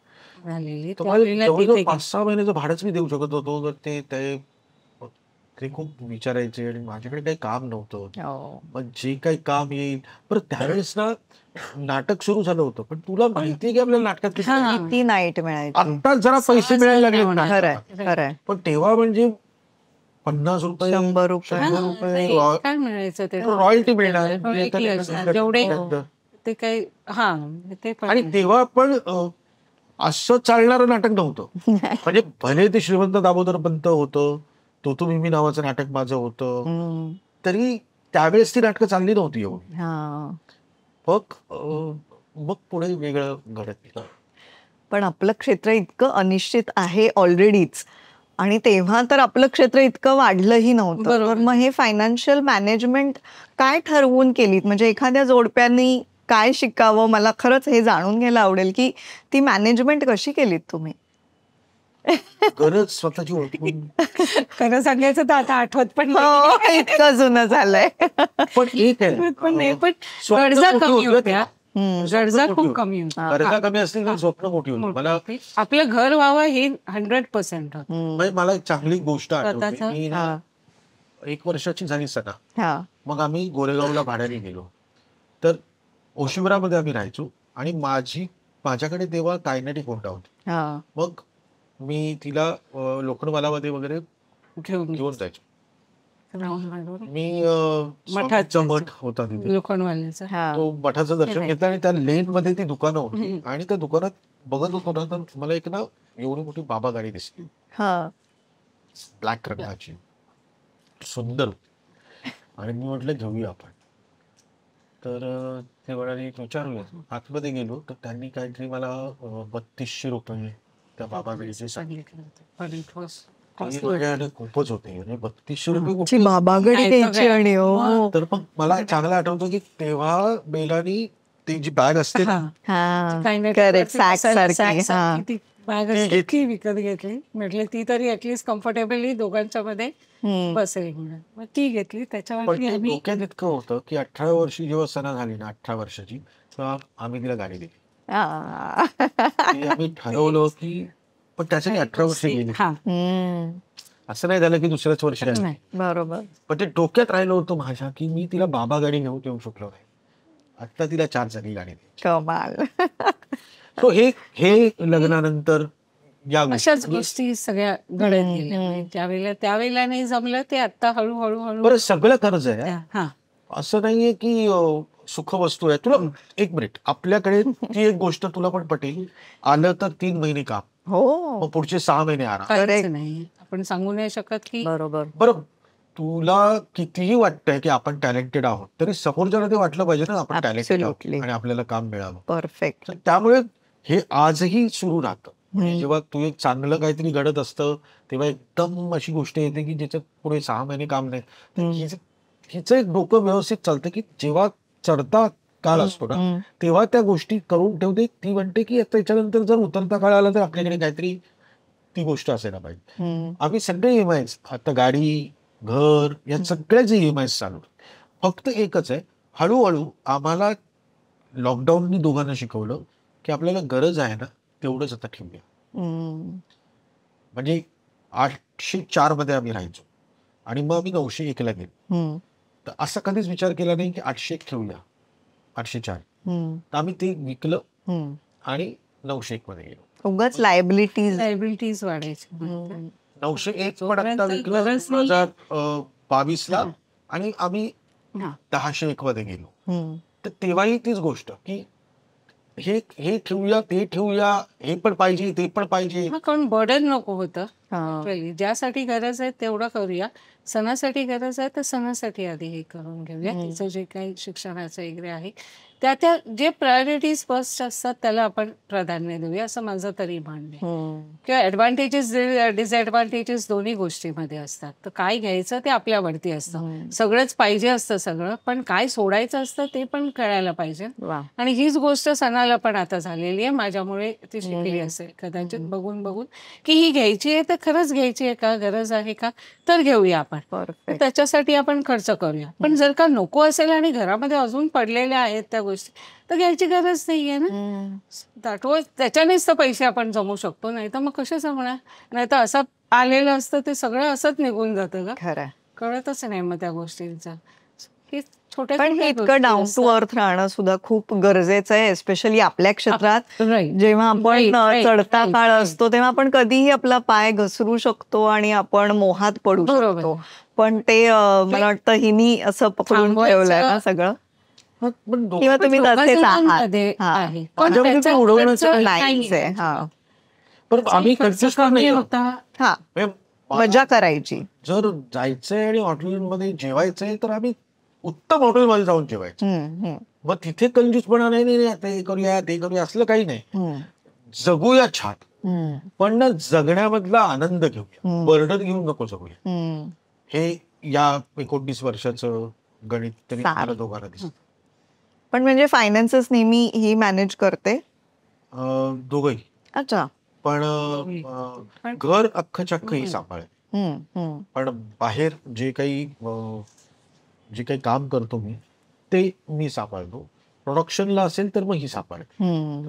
प्रोडक्शन पण हिचं व्यवस्थित लक्ष असतं. म्हणजे आता सना हॅज स्टार्टेड त्याच्यामुळे आमचं काय झालं आणि काय झालं माहिती ना की आम्ही ना योग्य वयात लग्न केलं. खरंय. कधीतरी असं म्हणतात, सॉरी ज्याचा चॉईस असतो, काही लोक 30ला पण लग्न करतात.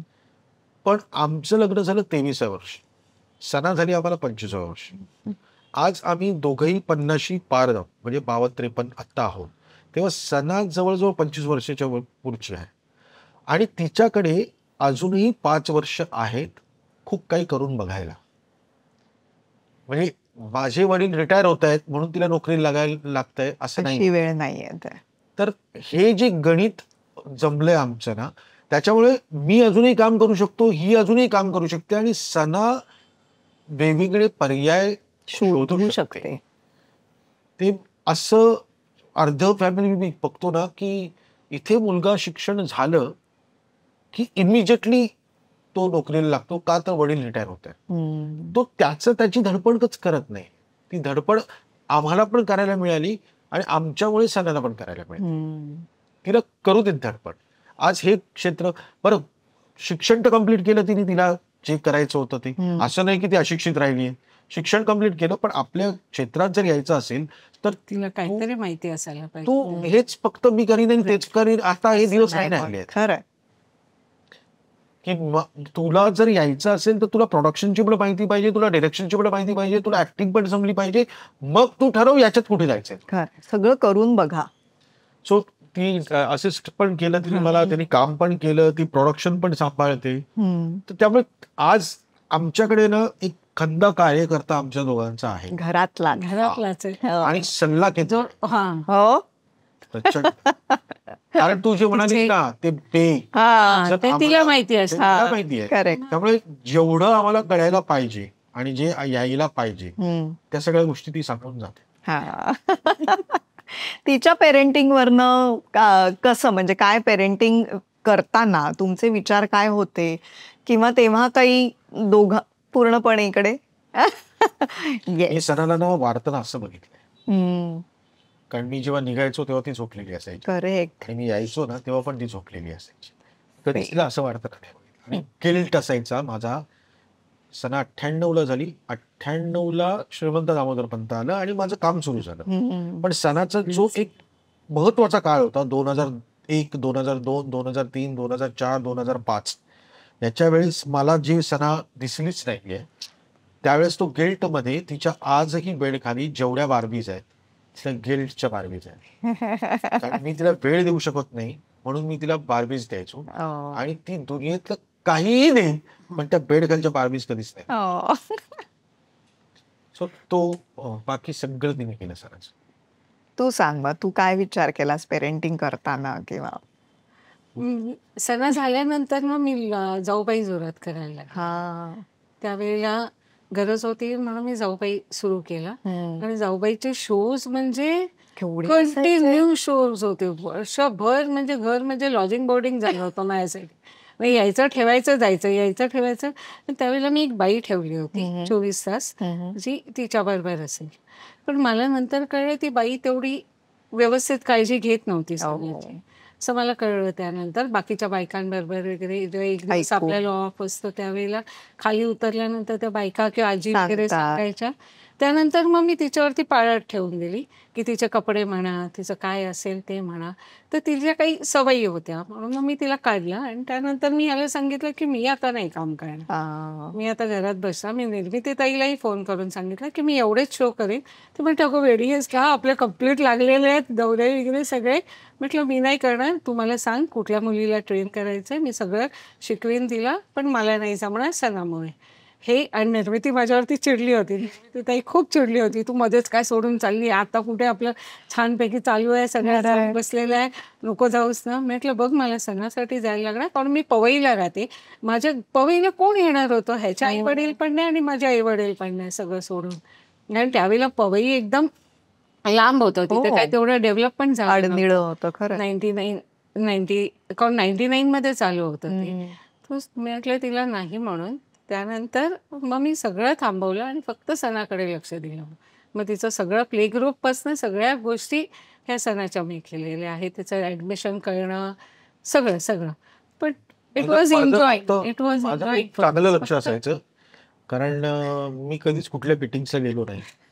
एकदा स्पोर्ट्स डे ला गेलो आणि आम्ही दोघं त्या स्पोर्ट्स डे ला उभे होतो आणि मुलं आणि मी इकडे ओरडून सणा कुठे सणा त्या हाऊस मध्ये नव्हते, मग म्हटलं रेड हाऊस मध्ये ग्रीन हाऊस मध्ये.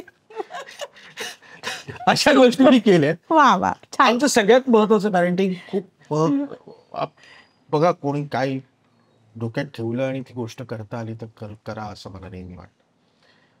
आजही ती सवय आहे, फक्त आता काय आहे की ती गोष्ट थोडी बदलली. आमच्या 804 मध्ये आणि 901 मध्ये हॉलमध्ये आमच्याकडे टीव्ही नव्हते आणि आमचं कंपल्शन असं होतं की 1 तास निघण्याच्या अगोदर तिघांनी बसायचं, बोलायचं आणि आल्यानंतर एक अर्धा तास परत एकदा बोलायचं आणि झोपायला द्यायचं. मग आपापल्या रूम मध्ये टीव्ही येत पण हॉलमध्ये नाही टीव्ही ठेवायचा. कारण हॉलमध्ये टीव्ही असेल ना तर आपलं बोलणंच होत नाही आणि आपलं फक्त हॉलमधल्या टीव्हीकडे बघत राहतो. तर हे इतकी आता ती सवय लागलेली आहे की आता आम्ही जेव्हा 2023 ला आम्ही 10व्या मजल्यावर गेलो, आता सणा मोठी झाली त्यामुळे मी हॉलमध्ये टीव्ही ठेवला कारण आता वेगवेगळ्या सिरीज बघायच्या असतात, या सगळ्या गोष्टी जरा एक आनंद मिळावा. पण बरेच वेळा आमच्याकडे असं की टीव्हीच बघत असतो आणि आम्ही गप्पा मारत असतो. तर हे जे संवाद आहे ना खरं, जो आता कमी झालाय, खूप कमी, तो आम्ही मात्र लग्नानंतर तसाच ठेवला. आजही मला हिच्याशी प्रत्येक गोष्ट बोलावीशी वाटते, मग ती माझ्या क्षेत्रातली असून देत. ही सांगते म्हणून ती गोष्ट मी करणार नाही, पण शी वॉज माय फर्स्ट ऑडियन्स. मी जे लिहायचो तेव्हा रात्री 3:30 वाजता मी तुला उठवायचो आणि ते सोपे ना ऐक ना मी लिहिले मग ऐकल्यानंतर म्हणायची चांगलं आहे आणि झोपायची, किंवा हे नाही बरोबर नाही आणि झोपायची. या पलीकडे ती अशी काही वेगळी रिॲक्ट नाही झाली की येऊन बसते आणि जरा हे असं बदल तसं असलं काही नव्हतं. पण that was my first audience आणि तो आजही माझ्याकडे आहे. त्यामुळे आज कुठलीही कल्पना आल्यानंतर पहिल्यांदा बायको म्हणून पेक्षा प्रेक्षक म्हणून माझ्याकडे हक्काची एक प्रेक्षक आहे. तिला काय वाटतं, बरीच लोक आता ती अगबाई किंवा बाईपण या सगळ्या गोष्टींमुळे लोकांना असं वाटलं की मला बायकांच्या मनातलं कळतंय, बायकांचे प्रॉब्लेम्स कळत आहेत. पण मी माझ्या घरामध्ये 2 बायका बघतोय आणि आम्हाला तिघांना आम्ही तिघच एकमेकांचे आहोत. सगळे नातेवाईक येतात, बोलतात, फोन वगैरे, पण तरीही ना बॉन्ड खूप आहे आमचं. अंतर आमचं आम्ही व्यवस्थित ठेवलंय बाकीच्या लोकांबरोबर. खूप बॉन्डिंग आहे. म्हणजे माझं सणाचं, ह्याचं सणाचं, तिघा जणांचं खूप बॉन्डिंग आहे. आणि ते दिसतं पण शिकल्यानंतर तर काही लपून राहत नाही. नातेवाईक आले तरी नातेवाईकांबरोबर पण बॉन्डिंग आहे, असं काही नाहीये असं नाहीये. पण सगळ्यांबरोबर पण एक फॅमिली म्हणून बॉन्डिंग असतं ना, ते खूप आहे. म्हणजे सणा आमच्या बरोबर कुठल्याही विषयावरती बिंदास बोलू शकते, व्हॉट एव्हर इट इज. बरोबर, ते पर्सनल असतील काही असतील ते बिंदास येऊन बोलते आमच्याशी. तेवढंच आम्ही फ्रीली, पण आम्ही तिला, कारण आताच्या जनरेशनचं जसं तू बोललीस ते काही कळत नाहीये. जेनझी वगैरे जे आहेत ते मग ह्याला मिलेनियम बोलतात, ह्याला जेनझी आहे, त्याच्यानंतर आता अजून काही नवीन आले काहीतरी.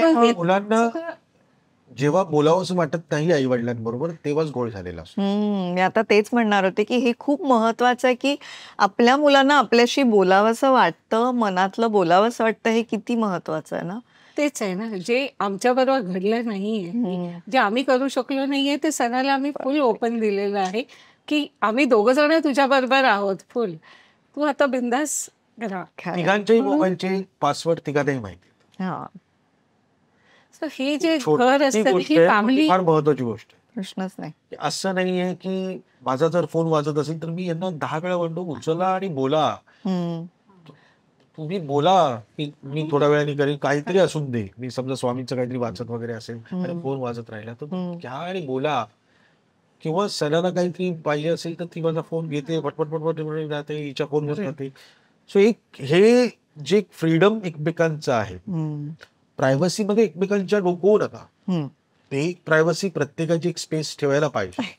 पण याचा अर्थ जेव्हा आपल्याकडे लपवण्यासारखं काही नसतं ना, तेव्हा मग काही प्रॉब्लेम नसतो. याचं एक वाक्य खूप छान आहे, आपण खरंच बोलून टाकायचं.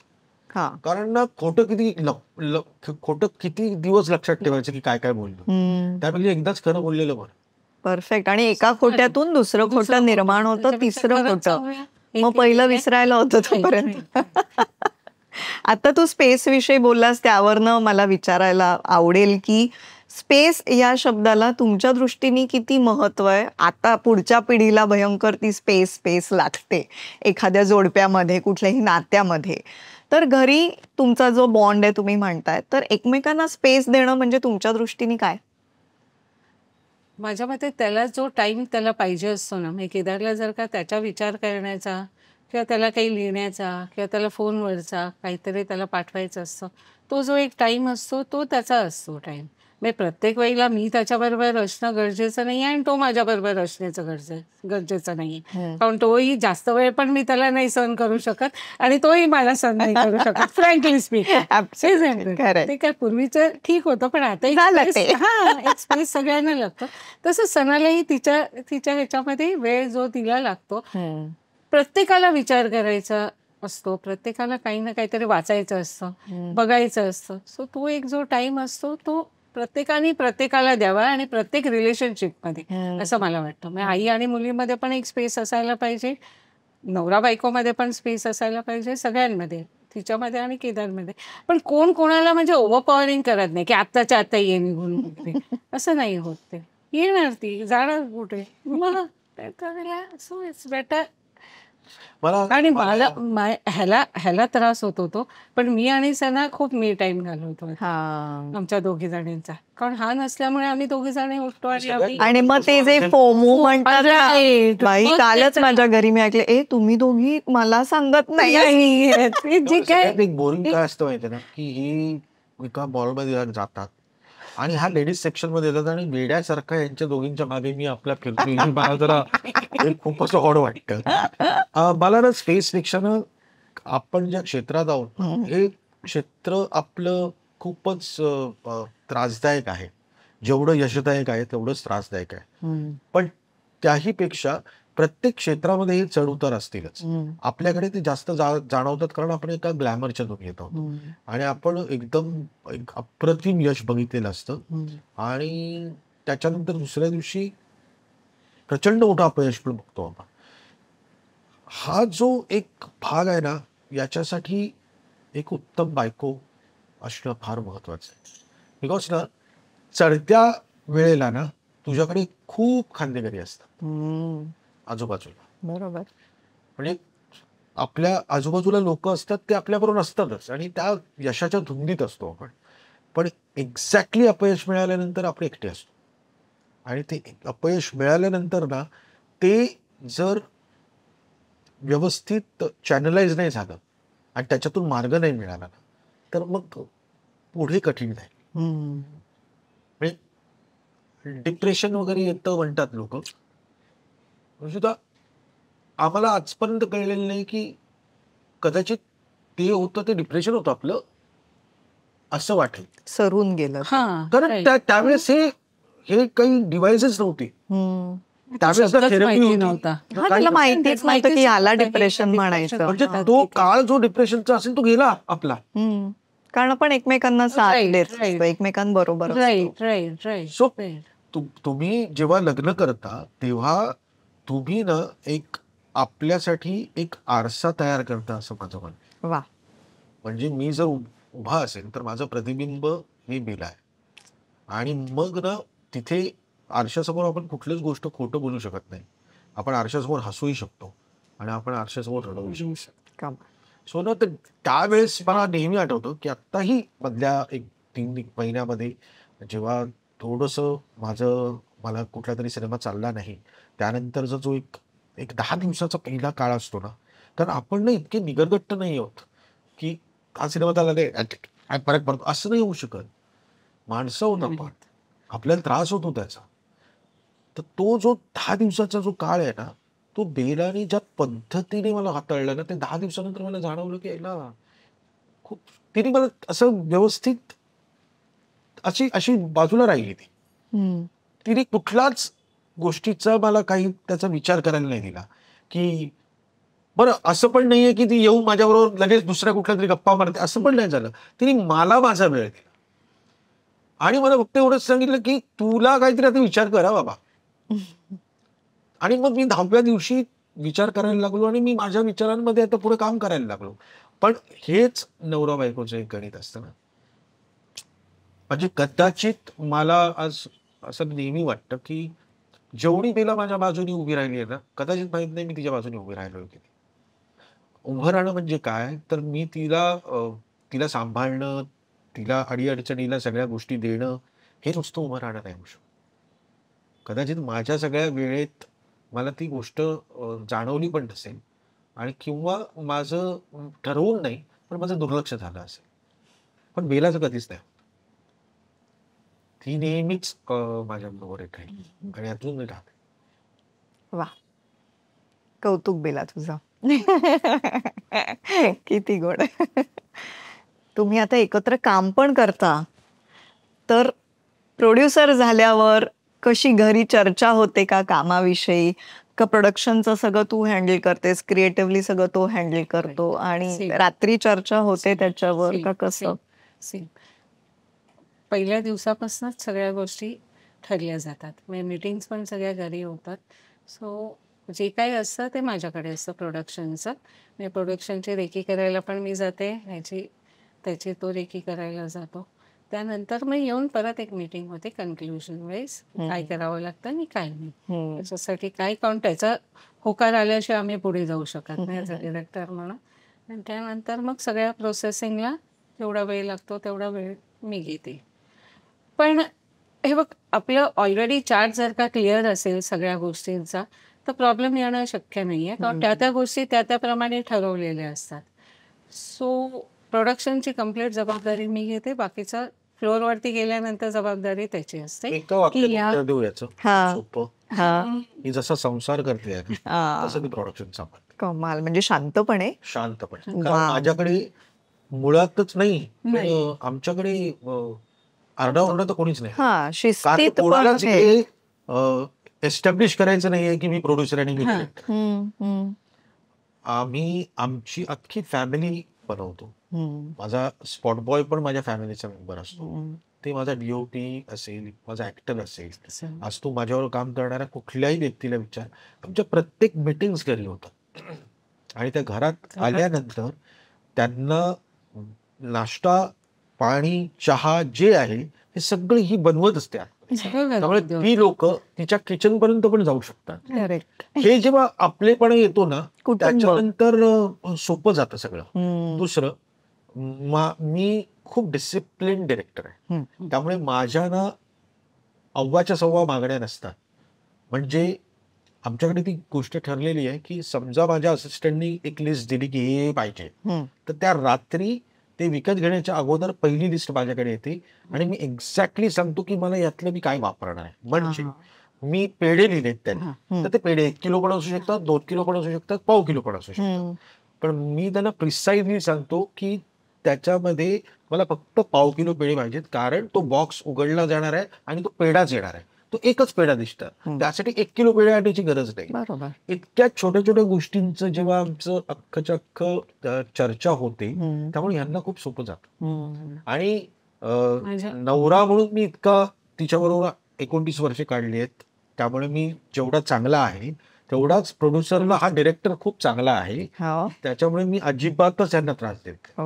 फक्त आता खूपच मी चिडचिड पण नाही. पूर्वी बाई खूप चिडचिड व्हायची, तेव्हा मात्र ना अर्ध्या गोष्टी हिच्यापर्यंत यायच्या आणि मग ही रात्री मला सांगायची की तू असं असं केलंयस, असं असं होणार आहे, हे बरोबर आहे का, जरा बघ विचार कर असं. किंवा आजही मी जर काय वाटलं की आता ही गोष्ट विचारली तर त्यापेक्षा तो इथे मला फोन करतो आणि मग त्यानंतर त्याच्यामध्ये वे आउट काढला जातो. पण तू आधीपासूनच शांत आहेस का ग? शांत कशाही असू, शांत नाही. असं मी कोण ऐकते ते मला असं वाटलं की तू असं. मी सांगितलं ना तुला. पण उगाच नको तिथे एनर्जी कशाला वेस्ट करतो. जिथे पाहिजे तिथेच एनर्जी वेस्ट करायला. मी हिला म्हटलं की अगं मी ना दिग्दर्शक आहे, लोक माझं ऐकतात काहीतरी. घरी आल्यानंतर ज्या पद्धतीने ही अरे म्हणजे हक्काचा नाही, पण असं नाही, पण डिसरिस्पेक्ट नाही, रिस्पेक्ट आहे. पण सांगायचं ते सांगायचं. मी इतकं नाही कोणाचं ऐकू शकत जेवढं मीच ऐकतो. मी नाही ऐकू शकत. मग तेव्हा एक वेगळा अवतार बघायला मिळतो. शांत राहायचं. त्यावेळेला तो शांत असतो आणि मी बोलत असतो. वा. पण मला जे बोलायचं असतं ते मला बोलून द्यायचं असतं ना त्याला सगळं, कारण त्याला कळायला नको ही साईड पण काय आहे.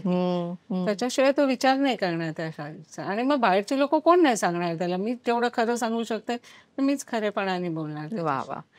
क्रिटिक घरातच असला पाहिजे जो आपल्या घरात आहे. खूप स्ट्रॉंगच आहे आणि मी खूप बोलते असं मला कधी कधी वाटतं. पण तो विचार ऐकून घेतो काय.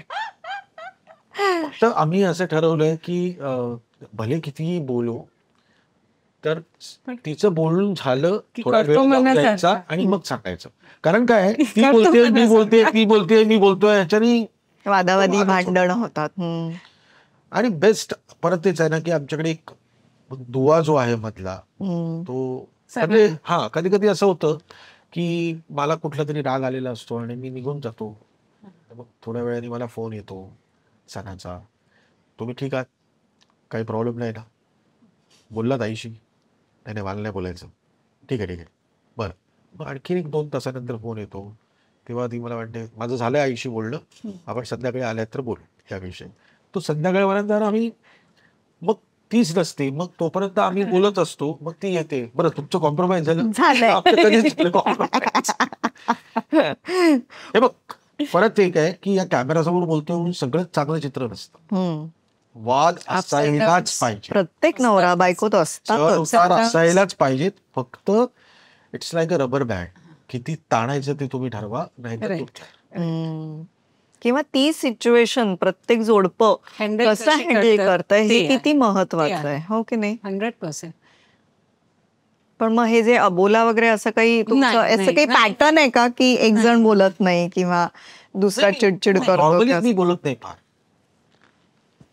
मी बोलायला लागल्यावरती तो बोलत नाही, पण तो बोलताना मी ऐकून घेते हे मात्र आहे. मी त्याला क्रॉस नाही जात. मग मला बोलायचं असतं ते मी बोलते. मग खूपच फक्त मी तिला नेहमी सांगतो की मला ओळखतात लोक. मग मी काय करू? घरी नाही आहे, तुला काहीच बोलणार नाहीये. ते तर सगळ्यात चांगलंच बोलणार आहे, वाईट तर मीच बोलणार आहे ना फक्त. ऐक तू काही एवढ्या side च नाही. फिल्मी लोकांमध्ये आपण राहतो, हा point खरंच किती आहे. करेक्ट आहे. मग सगळ्यांबरोबर आपण हसत हसत हसत राहून नाही होत ना, काहीतरी खरेपणा आहे की आपल्यामध्ये. आणि तो ऐकायला घ्यायला पाहिजे त्याला, तो ऐकतो मग त्यावेळेला. इव्हन माझंही चूक असेल तरी मी ऐकून घेते, हम्म. ते पण आहे. तसं नाहीये की त्यालाच ऐकावं लागतं, मलाही ऐकावं लागतं त्या गोष्टी त्यांच्या, आणि दोघा जणांच्या ऐकाव्या लागतात, तिच्या पण आणि याच्या पण. मग त्यावेळेला मी- आणखीन एक आता एक वेगळं असतं की ते तुला जाणवत असेल, सकाळी उठल्यानंतर एक आई लेकीचं जे काय एक टणटण टणटण टणटण जी सुरू असते अच्छा. ते एक वेगळंच असतं. आणि ते मी त्यांना सांगतो, बरं 2 सेकंद अशी तणतण, आणि इकडून इकडे वळेपर्यंत दोघी एक, म्हणजे मला असं, अरे हे काय म्हटलं तुमचं, काहीतरी तर ठेवा. पण तेच असतं ना, काही गोष्टी ती नाही करत मनापासून, तर तिला सांगायला तर पाहिजे, हे बरोबर नाहीये, ते बरोबर नाहीये. मग तेवढ्यापुरती झालं, केलं की अच्छा, मग काय, मग नॉर्मल. पण तिला सांगितलं की सगळ्यात कठीण होईल जेव्हा सीन असेल,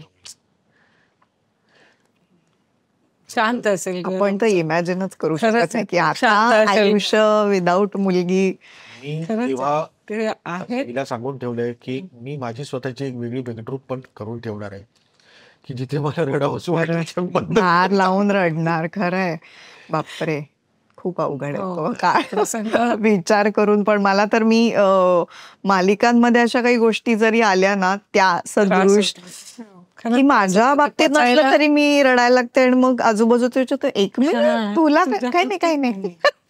कारण हे आता एक्सेप्ट करणं आपला जो आहे. हो ना. खूप जड जातात. पण आम्हाला सगळं सांगून ठेवण्यात आलेलं आहे की माझी बेडरूम कोणालाही द्यायची नाहीये, मी काही करायचं नाहीये, ती बेडरूम तशीच राहायला पाहिजे, मी कधी येऊ शकते. ते तुझं घरच तुझं आहे. हो ना. आपल्या छान गप्पा चालूच आहेत, मध्येच एक थोडासा खेळ खेळूया. हो, काही मी प्रश्न विचारणार आहे आणि त्याच्यावर मी तुम्हाला एक पाटी देणार आहे, आणि तुम्ही उत्तरं लिहायचेत, काय मॅच होत आहेत ही मला बघायचे. एवढं चांगलं बोललो एकमेकांबद्दल, मॅच काय झालं तर जाम बोललो. सो प्रश्न विचारल्यावर तुम्ही किती वर्षांनी मी पाटी ना, प्रश्न विचारल्यावर तुम्ही एकमेकांचं न बघता, नाही, हा, अजिबात नाही. आणि मग आम्हाला दाखवा उत्तर. हो. Okay, ready? हो, तुझं काय श्री वगैरे लिहून झालंय? हो ना? लिहिलं ना. बोला. स्वामींचं नाव. Okay, ready? दोघांमध्ये छोटे मोठे वाद झाले तर मिटवण्यासाठी आधी सॉरी कोण म्हणतं?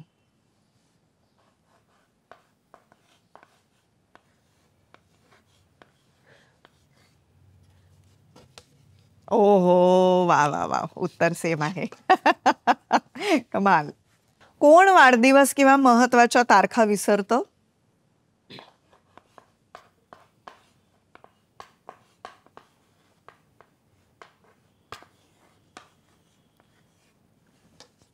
ओहो, कमाल. Good going. हा केदार, सेम आहे उत्तर. कोण नाही. हा. आपल्याला पाठ असतात ना त्यांना. आताच मला दिसलं खरं, तू किती चोख फोटो सांगताना पण चोख सांग. हा, या दिवस नाही, मेन म्हणजे नंतर कोण शिवाय ऐकेल. पण म्हणून तूच लक्षात विसरणार ठेव तो. आहेस, मी पण विसरू शकते ना, आमच्याकडे नाही विसरू पण नाही विसरत. कमाल. सनाच्या संदर्भात आहे प्रश्न. सना मम्माज गर्ल आहे की डॅडीज प्रिन्सेस?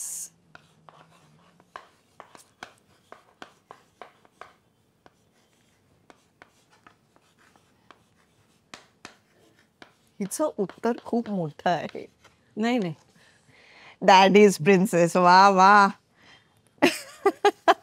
माझी असं त्याचीच आहे ती, सगळं त्याच आहे. मग माझ्यासाठी वाटायला येते आणि मग भांडताना दिसते, बस. कमाल. कोणाच्या झोपेचं स्केड्यूल जास्त बिघडलेलं आहे? As what? म्हणजे खूप उशिरा झोपणं, उशिरा उठणं, बिघडलेली झोप. नाही, आम्ही दोघंही करेक्ट आहोत. वा वा, नका लिहू मला. कारण अगदीच नाही. म्हणजे, नाही असं आमचं एकदम एकदम करेक्ट. करेक्ट. तुम्ही दोघंही या प्रश्नाला थांबलात की ह्याचं काही उत्तरच नाहीये. नाही, किती उशिरा झोपली तरी मी सकाळी उठते. Morning person. देवपूजा वगैरे या सगळ्या गोष्टी असतात. वा वा वा. कोण घर जास्त व्यवस्थित ठेवतं?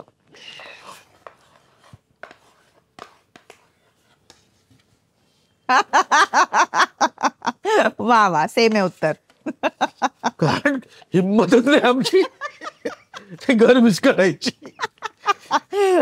कमाल. उगाच माझ्या नावाचं हे केलेलं आहे त्यांनी. अरे पण छान छान. नीट ठेवणं घर काय वाईट असतं? हो, म्हणजे त्याच्याशिवाय कसं छान दिसेल घर. बरोबर आहे, मी तुझ्या बाजूनी आहे. अगं आमच्याकडे 901 मध्ये ना ओटा होता, आमच्याकडे ओपन किचन कापरे. तर बाजूला सगळ्यांना आम्ही सांगतो ते. एक मग ब्रेकफास्ट टेबल पण केलं होतं. हा आणि ते ब्रेकफास्ट टेबल आणि ओटा याच्यामध्ये हे कसं आहे, एक वरती हा, आणि खाली तीन- तसं तीन- ओटा खाली होता. 3-4 सेंटीमीटर ब्रेकफास्ट टेबल उंच होतं हा. आणि ओटा. हा तर आम्ही जेव्हा सगळे अंकुश वगैरे आम्ही सगळे एकत्र होतो, तर हिला तर इतकं आहे ना की ओपन किचन असताना 10 वर्षामध्ये 11 वर्षामध्ये लोक म्हणायचे की तुम्ही इतकं कसं स्वच्छ असतं तुमचं.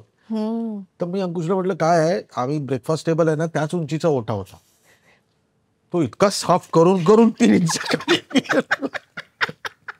हे सांगायचं त्याला, बाकी काही नाहीये. पण इतकं इतकं बारीक लक्ष हा. या घरावर ते फक्त तिचं असू शकतं. असलंच पाहिजे बाईचं. Yes.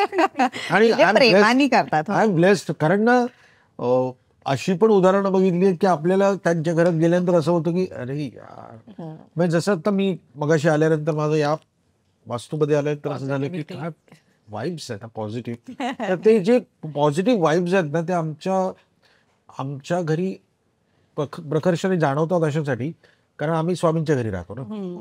कारण स्वामींचं घर आहे. आहे ना, ते आम्हाला ठेवतात, हेच खूप मोठी गोष्ट आहे. येस, त्याविषयी पण आपण बोलणारच आहोत.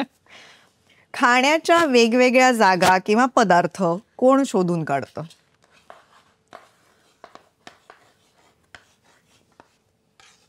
ओहो, फारच तुमची सेम उत्तर आहेत बरं का. कमाल. दृष्ट काढून घ्या, नंतर मीच काढीन. सुरुवात तुझी आणि माझी आंबेडकर नगर मधनं झालीये. खरंय. कोण जास्ती रोमॅन्टिक आहे?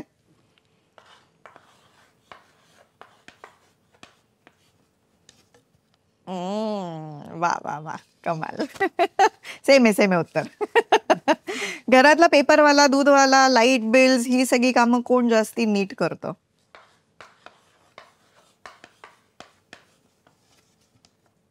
सुपर. बेलाच्या हातचा तुला आवडणारा एखादा पदार्थ, आणि तू बाय एनी चान्स काही कुक करतोस तिच्यासाठी? नाही ऑमलेट येतं मला करता. पण मग त्याच्या हातचं काही आवडतं तुला? तर तू नाही काय करत? काहीच नाही. सो आपण असं करूया, बेलाच्या हातचं तुला काय आवडतं हे ते तू तू लिही, आणि तुझ्या बेलाच्या हातचं मला काय आवडतं तिने लिहायला पाहिजे, बर. आणि तिला जे आवडते ते मी लिहायला पाहिजे. Okay, done. ठीक आहे. उलट ओके, कर ना, चालेल. तर व्हेज नॉन व्हेज काय? काही मला हवं ते. हो हो. बेलाच्या हातचं, बेलाला काय आवडतं? अरे बापरे, खूप विचार करतोय बरं का बेला.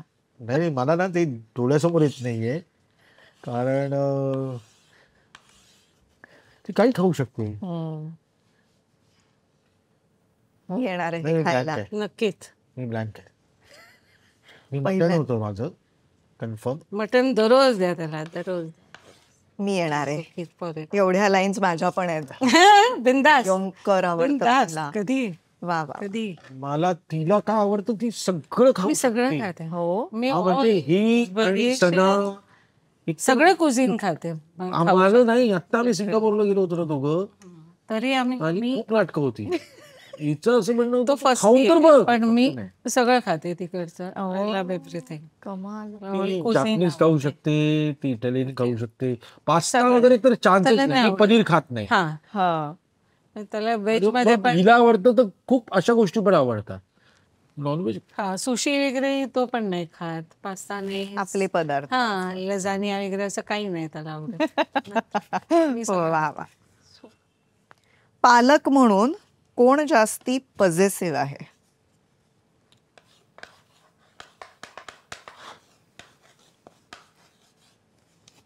वा वा वा वा, कमाल कमाल. सगळी उत्तरं बरोबर दिलेली आहेत या जोडप्यांनी. खूपच छान. लोकांना कळेल की आपण नुसतंच बोललो नाही. Made for each other. हा आता पॉज घेतला तिने काहीतरी आता. हो करेक्ट. एवढी वर्ष तर लागतातच ना ओळखायला. समजायला वेळ लागतो. Correct. आता करेक्ट. तुमच्या आयुष्यात मित्रांचं खूप जास्ती महत्व आहे आणि त्या मित्रांनी तुम्हाला खरं तर तुम्हाला एकत्र आणलं, तेव्हाही मदत केली. तशी काही संसारात मदत झाली त्यांची किंवा इतर ह्या गेल्या 30 वर्षात, तर एकूण मित्र तुमच्या आयुष्यातले आणि त्यांचं महत्व आणि तुम्ही दोघं ते कसं हाताळता? कधी कधी बायकांचं असं असू शकतं की खूप जास्तीच मित्र ह्याला आवडतात. नाही, आमच्या बाउंड्रीज आम्हाला माहिती आहेत. हम्म, आम्ही तर किती महिना तर आम्ही भेटत पण नाही. हम्म. हा, पण म्हणजे एक अंकुश मात्र दादा खरं, बरोबर ज्या क्षणी भेटू त्या क्षणी मग मॅडम कोणी माझी कोणीच बायको असू असू दे, दे. हा, सरिता. सरिता अंकुश असून दे, नाही दीपा तर असून दे, ते आम्ही सगळं लांब जेवण असतो. आणून ठेवणार, टाटा बाय बाय करणार, हा. निघून जाणार. आम्ही निघून जातो. त्यांना माहितीये की आता हे काय सकाळ होईपर्यंत काय जाय होणार नाही. पण एवढं मात्र आहे. पण महत्व खूप आहे. हम्म, एक आम्ही हिरानंदनीमध्ये राहतो, तर आम्ही 8व्या मजल्यावर राहत होतो तेव्हा भरत 10व्या मजल्यावर राहतो. हम्म, त्याच आमच्या वेळी. फॅमिलीज भरत ची बायको आणि ही, हम्म, भरतची मुलं आणि सना हम्म. यांचं एक बॉन्डिंग खूपच अप्रतिम आज ताग आहे. आजपर्यंत हो. आहे. म्हणजे कदाचित भरतची मुलं भरत आणि सरिताला काही सांगत नसतील ना, भेटल्यावर तेवढं सणाला सांगतात. हो. म्हणजे मला मध्ये एकदा आम्ही एकत्र होतो तेव्हा भरत मला म्हणाला, काय एवढं बोलतात रे. कंटिन्यूस त्यांचं आम्ही हो. जायचंच नव्हतं त्यांना. काय चला का? चला म्हणतात तरी त्याला नाही, आम्ही थांबतो म्हणून. ते एक होतं. असं होतं.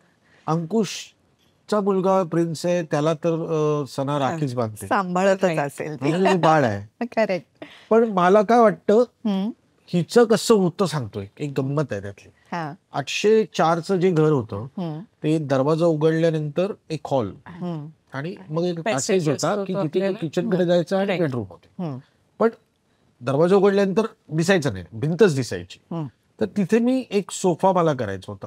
त्या कालखंडामध्ये अंकुश बऱ्यापैकी आमच्याकडे, म्हणजे अंकुशचं लग्न नव्हतं झालं, नव्हतं हम्म, झालं. हम्म. सो तो बऱ्यापैकी आमच्याकडे राहायला होता. यायचा. हम्म, तर त्या भिंतीच्या इथे एक असं साईड टेबल ठेवलं होतं हम्म, आणि मग एक सोफा ठेवला होता. तर तो बनवायचा होता. तर तो सोफा आमचा जवळजवळ 2 इंच किंवा 3 इंच न त्या भिंतीच्या बाहेर यायचा. अच्छा.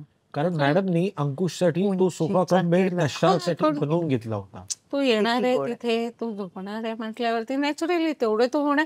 आणि हे बघ, हे बॉन्डिंग लोकधारापासून आहे ना. Correct, correct. ह्याचे मित्र असतील तसे माझेही मित्र आहेत ते. Absolutely. सो ते बॉन्डिंग ते सगळं काही तिथूनच आलेलं आहे. कमाल. त्याच्यासाठी होता. आणि तो पण कम्फर्टेबल होता, मी पण कम्फर्टेबल होती, सगळं तर खूप कम्फर्टेबल आहे.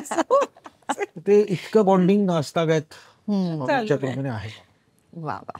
तेव्हा ना पैसा नव्हता, हा, पण वेळ होता. हा, हम्म. आता ना माणसं असायची त्यावेळेला. पैसा आहे पण वेळ नाही. वेळ नाही एकमेकांना द्यायला. सगळेच बिझी झालेले आहेत आता. पण मग काढायला पाहिजे वेळ आपण, हो की हो, नाही? मग काढतो ना. म्हणजे आता असं वाटतं की त्यावेळेला- आता खरंच काढला पाहिजे यार. नाही, पण आम्ही हा. बऱ्यापैकी भेटतो. भेटतो.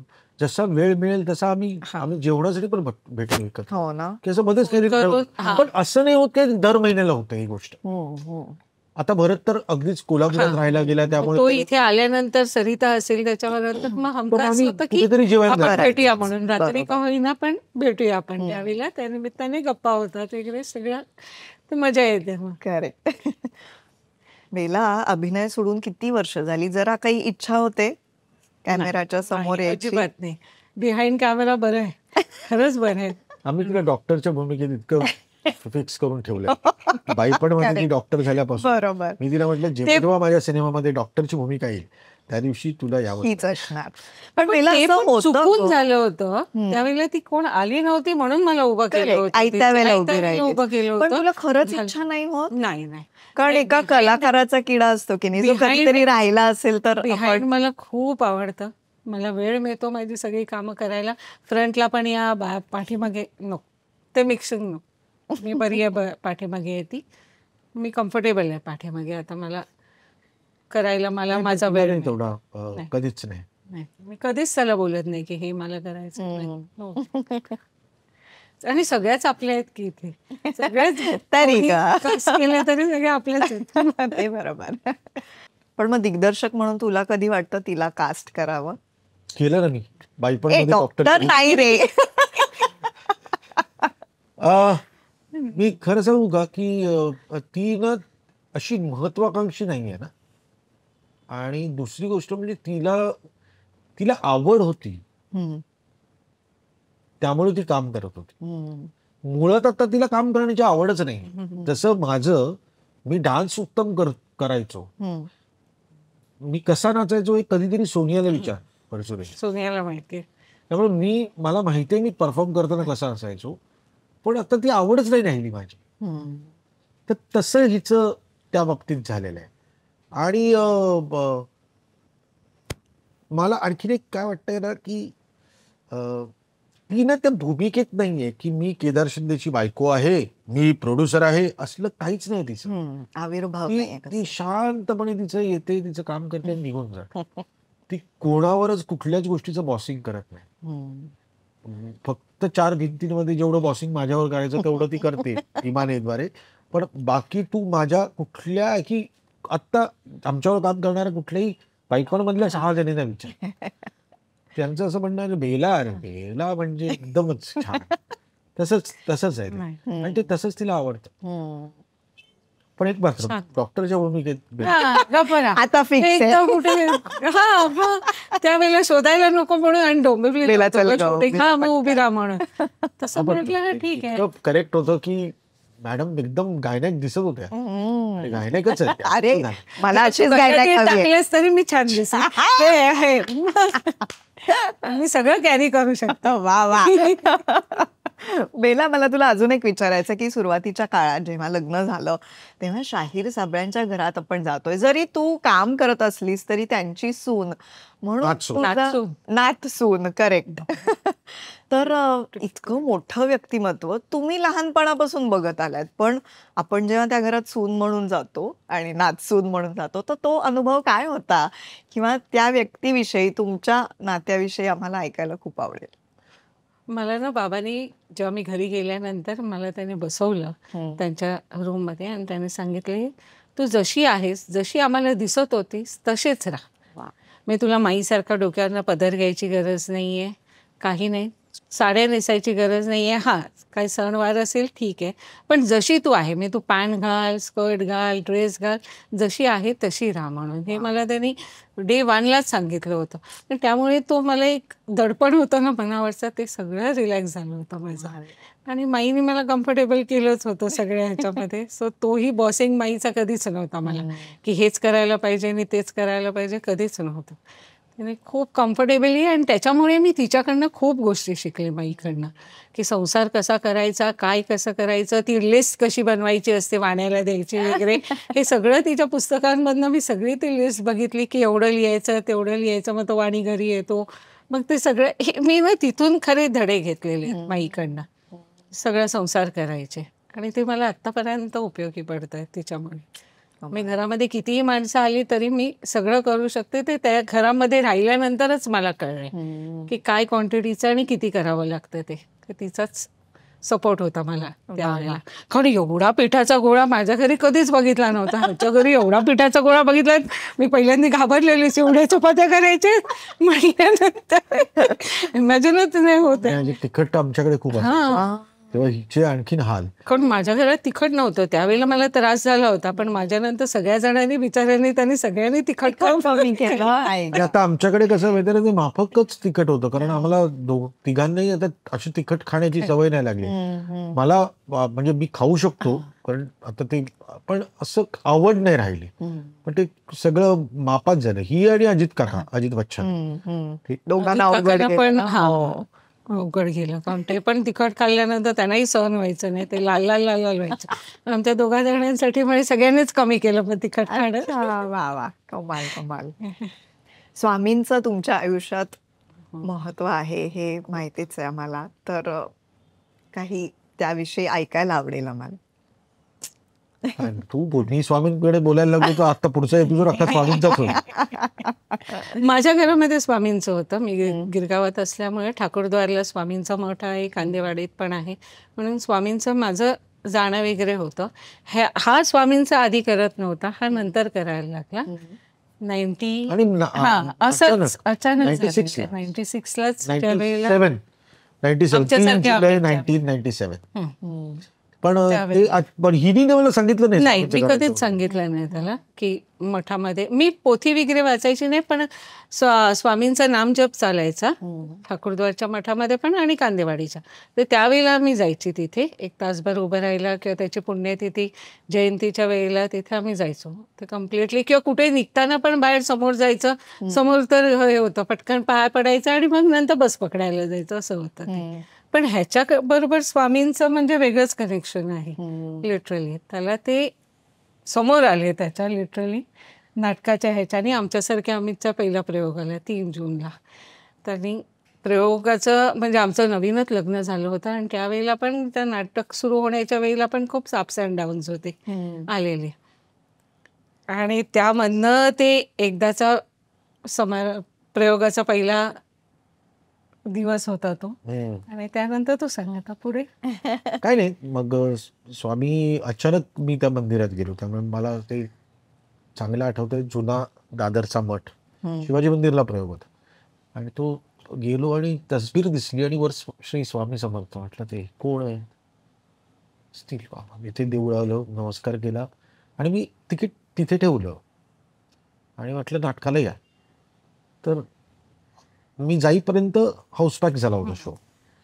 मग बरं, हाऊसपॅक झाला होता म्हणजे तो नाटकामुळे नव्हता. भरत अंकुश आणि Sanjay Narvekar all the best नंतर पहिल्यांदा येणार होते, तर त्याच्यासाठी तो हाऊसपॅक झाला होता.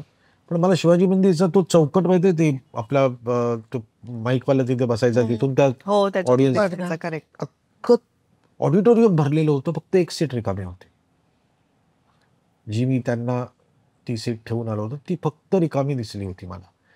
तर मग ते हळूहळू असं झालं की मग ते सवयीचं झालं.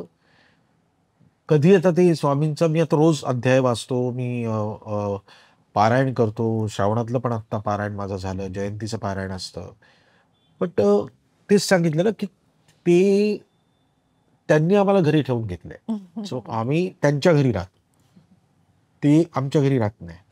आणि खूप परीक्षा बघतात. असं नाही आहे की ते सहज तुला सगळ्या गोष्टी अशा प्लॅटरवर आणून देतील की अच्छा तू काय हे मागितलं घे बाबा, असं नाही. पण त्या तुझ्या सगळ्या परीक्षेमध्ये तुला काही ना काहीतरी शिकवत राहतात. ज्या संसारासाठी त्यांची शिकवण आम्हाला खूपच महत्वाची वाटते. म्हणजे स्वामी आणि बेला या दोघांमुळे त्या वेळेस मी वाचलेलो आहे. कदाचित म्हणजे माझे गुरुजी मला एकदा सांगत होते की तेरे पे ना बहुत हात है, तो कोई दुसरा रहता सुसाईड कर लेता.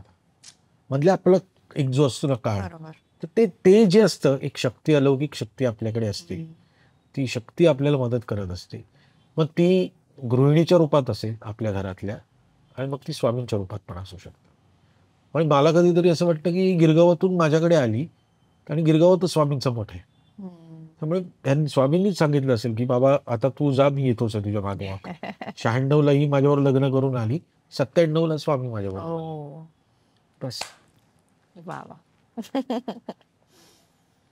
खूपच छान.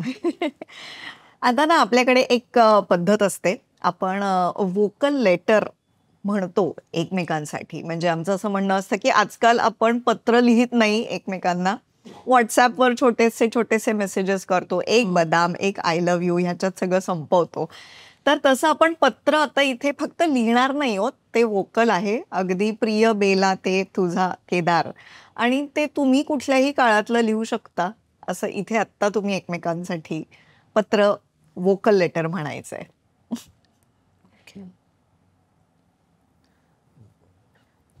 तू सुरुवात कर. मी करायची सुरुवात. प्रिय बेला, खूप खूप प्रेम. 96ला आपलं लग्न झाल्यापासून आजतागायत मी प्रयत्नाने तुला, जशी तू मला तुझ्या घरामध्ये दिसली होतीस तशी आपल्या घरामध्ये तू राहावीस याचा कसोशीने मी प्रयत्न केला.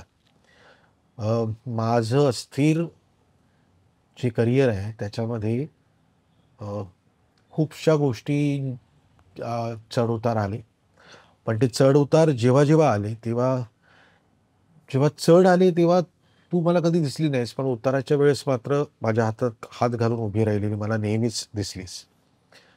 मी सगळ्याच गोष्टी तुझ्या मनासारख्या करू शकलेलो नसेल, पण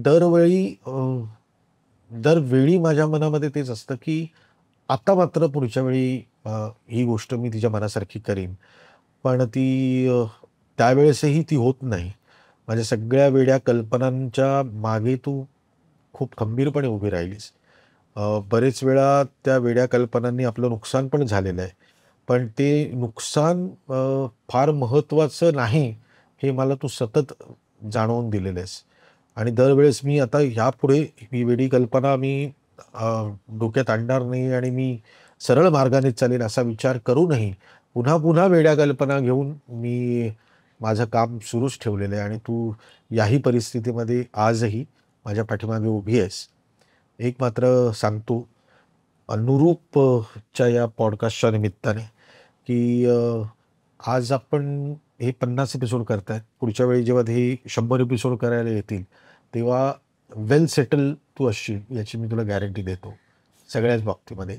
आणि जी सतत मागणं असतं तुझं की मी तुला तो वेळ देत नाही कुठेही बाहेरगावी घेऊन जाण्यासाठीचा, या वर्षात आपण कसं तरी ते मान्य म्हणजे केलेलं आहे. पण आता एक वय असं आलेलं आहे की खरं तर दरवर्षी एक ट्रिप आपली व्हायला पाहिजे. बस स्वामींकडे प्रार्थना आहे की तुला त्या सगळ्या गोष्टी मी देईन ज्या आजपर्यंत मी तुला देत आलेलो नाही. बस थँक्यू. तुझाच केदार. किती गोड. वा वा वा वा, मस्त. आता तू. ओके. प्रिय केदार, मला मागचं काही आठवायचं नाही आहे किंवा ते छान दिवस होते आपले, ते छान ह्याच्यातच आपण मॅनेज करून पुढे आलेलो आहे. मला आत्ताचा केदार हवा आहे, जो पुढे जाणारा असेल आणि माझे जे स्वप्न आहेत अजून मोठी, तो खूप मोठा व्हावा असं मला वाटतं आहे. म्हणजे माझी अपेक्षा आहे की तुला नॅशनल अवॉर्ड मिळावा, ही माझं एक स्वप्न आहे आणि ते तू पूर्ण करशील ह्याची मला खूप मनापासून खात्री आहे. 100%. ते बघायचं आहे मला. ते राहिलं आहे तुझ्याकडनं काम अजून. त्याच्यासाठी मी तुला जेवढं मोठं पाठबळ लागेल तेवढं खंबीरपणे मी उभी राहीन तुझ्याबरोबर. आणि त्याच्यानंतरचा अवॉर्ड तर मस्ट आहे, ऑस्कर. तू गेलाच पाहिजे तिथेच, कारण तुझ्यामध्ये ती कल्पना आहे आणि तू ते करू शकतोस. त्या कल्पना तू डोक्यातून काढू शकतोस हे मलाही माहिती आहे. आणि एवढीच माझी इच्छा आहे. तू बाहेरगावी आपण जाऊया, याच निमित्ताने आपण सगळीकडे फिरूया. ह्याच्यामध्येच सो माझं ते स्वप्न आहे आणि ते स्वप्न पुरं करत असताना आपण सगळीकडे फिरूया. मी तुझ्याबरोबर असेल, हे माझं स्वप्न आहे. तेवढं पूर्ण कर. Yes, and I love you. कमाल कमाल कमाल. पत्रातही तुझ्या स्वप्नाचा विचार आहे बघ. किती गोड बेला, किती गोड. म्हणजे फारच मस्त. वा वा. तर चूड आणि स्वामी तुम्हाला असंच छान आनंदी ठेवो. थँक्यू. ही स्वामी चरणी इच्छा. एक जाता जाता द अनुरूप शो मध्ये आपण आहोत, तर संसाराचं अनुरूप सूत्र असं काही आहे का? तुम्हाला काय वाटतं?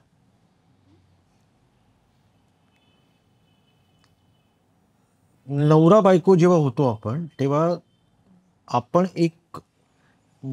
एक स्त्री घरात आणतो, तर त्या स्त्रीचा मान सन्मान हे तर महत्वाचं आहेच, पण त्या स्त्रीची आपण जबाबदारी घेतली याची जाणीव आपल्याला ठेवायला लागेल. याच्याकडे जास्त लक्ष देण्याची गरज आहे. जर समजा तुम्ही नवरा बायको झालात आणि तुम्हाला एक मुलगी झाली, तर कधी ना कधी ती मुलगी सासरी जाणार आहे, तेव्हा कोणीतरी आपल्या मुलीची कधीतरी जबाबदारी घेईल. तेव्हा हे भान असू द्या, आपण दुसऱ्या कोणाची तरी मुलगी आपल्या घरी आणतो तेव्हा त्या जबाबदारीचं भान ठेवा. आणि उद्या काय होईल माहिती नाहीये, त्यामुळे आजचा प्रत्येक क्षण नवरा बायको म्हणून जगा. कारण उद्याचा भरोसा कोणीच देऊ शकणार नाही. मग तो काहीतरी गोष्ट घडल्यानंतर आपल्याला सतत एक वाटत राहतं ना, अरे मी हे करायला पाहिजे होतं, हे राहिलं रे, हे माझं जरा चुकलंच.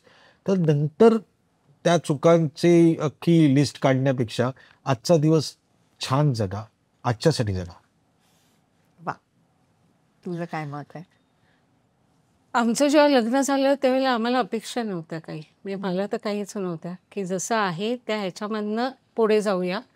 जे काही परिस्थिती येईल त्या परिस्थितीवरती मात करणं हीच माझा एक गोल होता. सो मलाही सगळ्यांना तेच सांगावं वाटतं की काहीही असून दे, प्रत्येकाला अप्स अँड डाऊन सगळ्याच सिच्युएशन्समध्ये येतात, तर त्याच्यावरती लढा, दोघा जणांनी मिळून एकत्र काम करा, म्हणजे खूप मजा येते बघ. किती छान, वा वा, खूपच मस्त. तुमच्या आयुष्यामध्ये कुठल्या तरी व्यक्ती असतात, ज्या व्यक्तींनी ना एक दिशा मिळते. म्हणजे जसं बेला माझ्या आयुष्यात आली आणि माझ्या आयुष्याला दिशा मिळाली, पण माझ्या करिअर वाईज ना एका व्यक्तीची खूप मोठं एक दिशा देणारी एक व्यक्ती माझ्या आयुष्यात आहे. म्हणजे ना मगाशी सांगितल्याप्रमाणे मी नाचत होतो ना लोकधारामध्ये, आणि उत्तम नाचत होतो. या क्षेत्राविषयी आमच्याकडे भले चारुशीला माझी मावशी नाटकातून वगैरे काम करत होती, पण मला नाटकाचं वेळ वगैरे काही नव्हतं. काहीतरी वाटत नव्हतं मला माझं काहीतरी नाटकात काहीतरी होईल. पण तेव्हा ना आम्ही ज्या सोसायटीमध्ये राहत होतो आंबेकर नगरमध्ये, तिथे खूप किडा माणूस होता, आणि तो किडा जो माणूस होता ना तो तुझा नवरा आहे, शिरीष. म्हणजे लोक त्याला घाऱ्या जोशी म्हणतात. पण आमच्याकडे दरवर्षी ना एक सतत एक कुतूहल असायचं, यावेळी घाऱ्या कुठलं नाटक बसवणार. आणि मग एक महिना दीड महिना जवळजवळ आमच्या अख्ख्या सोसायटीसाठी तो प्रचंड मोठा स्टीव्हन स्पिलबर्ग होता. कारण त्यांना सगळ्यांना माहिती होतं की घाऱ्या करून घेईल आमच्याकडून. ते जे संस्कार नाटकाचे त्या आंबेकर नगरमध्ये घडले ना, मला नेहमी असं वाटायचं की शिरीषने मला नाटकात घ्यावं. सो आपण एकत्र आपल्या एकाच एरियामधून सुरू झालेलो आहोत, आणि कोइन्सिडेंटली कुठेतरी तुझ्या घराशी पण मी रिलेटेड आहे. नाही, आंबेकर नगरचं स्टेज Right, सात दिवस गणपती. अगदी अगदी प्रश्न. हेच मला तुला सांगायचं होतं. किती गोड. सांगते मी. कारण मी कधीच ही गोष्ट बोललेलो नाही. आपल्या एवढ्या छान गप्पा झाल्या त्या निमित्ताने द अनुरूप शो कडून तुम्हा दोघांना सुपर. अरे वा वा वा वा वा वा, व्हेरी नाईस. व्हेरी रिमेंबरेबल आहे, लक्षात राहील. छान छान छान, सुंदर. मला आयडियाच आवडली. हो, थँक्यू व्हेरी मच. येस, आणि तुम्ही एवढ्या मनसोक्त गप्पा मारल्यात, छान झाल्यात. होपफुली असं हो, वाटतं मस्त झाल्यात. लोकांना ते आवडतील आणि लोकांना काहीतरी वेगळा अनुभव आमच्याकडून मिळेल असे अपेक्षा आहे. मला खूप मजा आली. आय होप तुम्हाला दोघांनाही मजा आली असेल. खूपच. तर आज एवढ्या छान गप्पा झाल्या त्यानिमित्त तुमचे दोघांचे मनापासून आभार. तर अशीच अनेक जोडपी आपल्याला भेटायला येणार आहेतच, आणि तुम्ही कमेंट्समधून आम्हाला कळवताय तशाच अनेक कमेंट्स करत राहा आणि आमच्यावर असंच प्रेम करत राहा. भेटूया पुढच्या एपिसोडमध्ये. द अनुरूप शो पाहत राहा.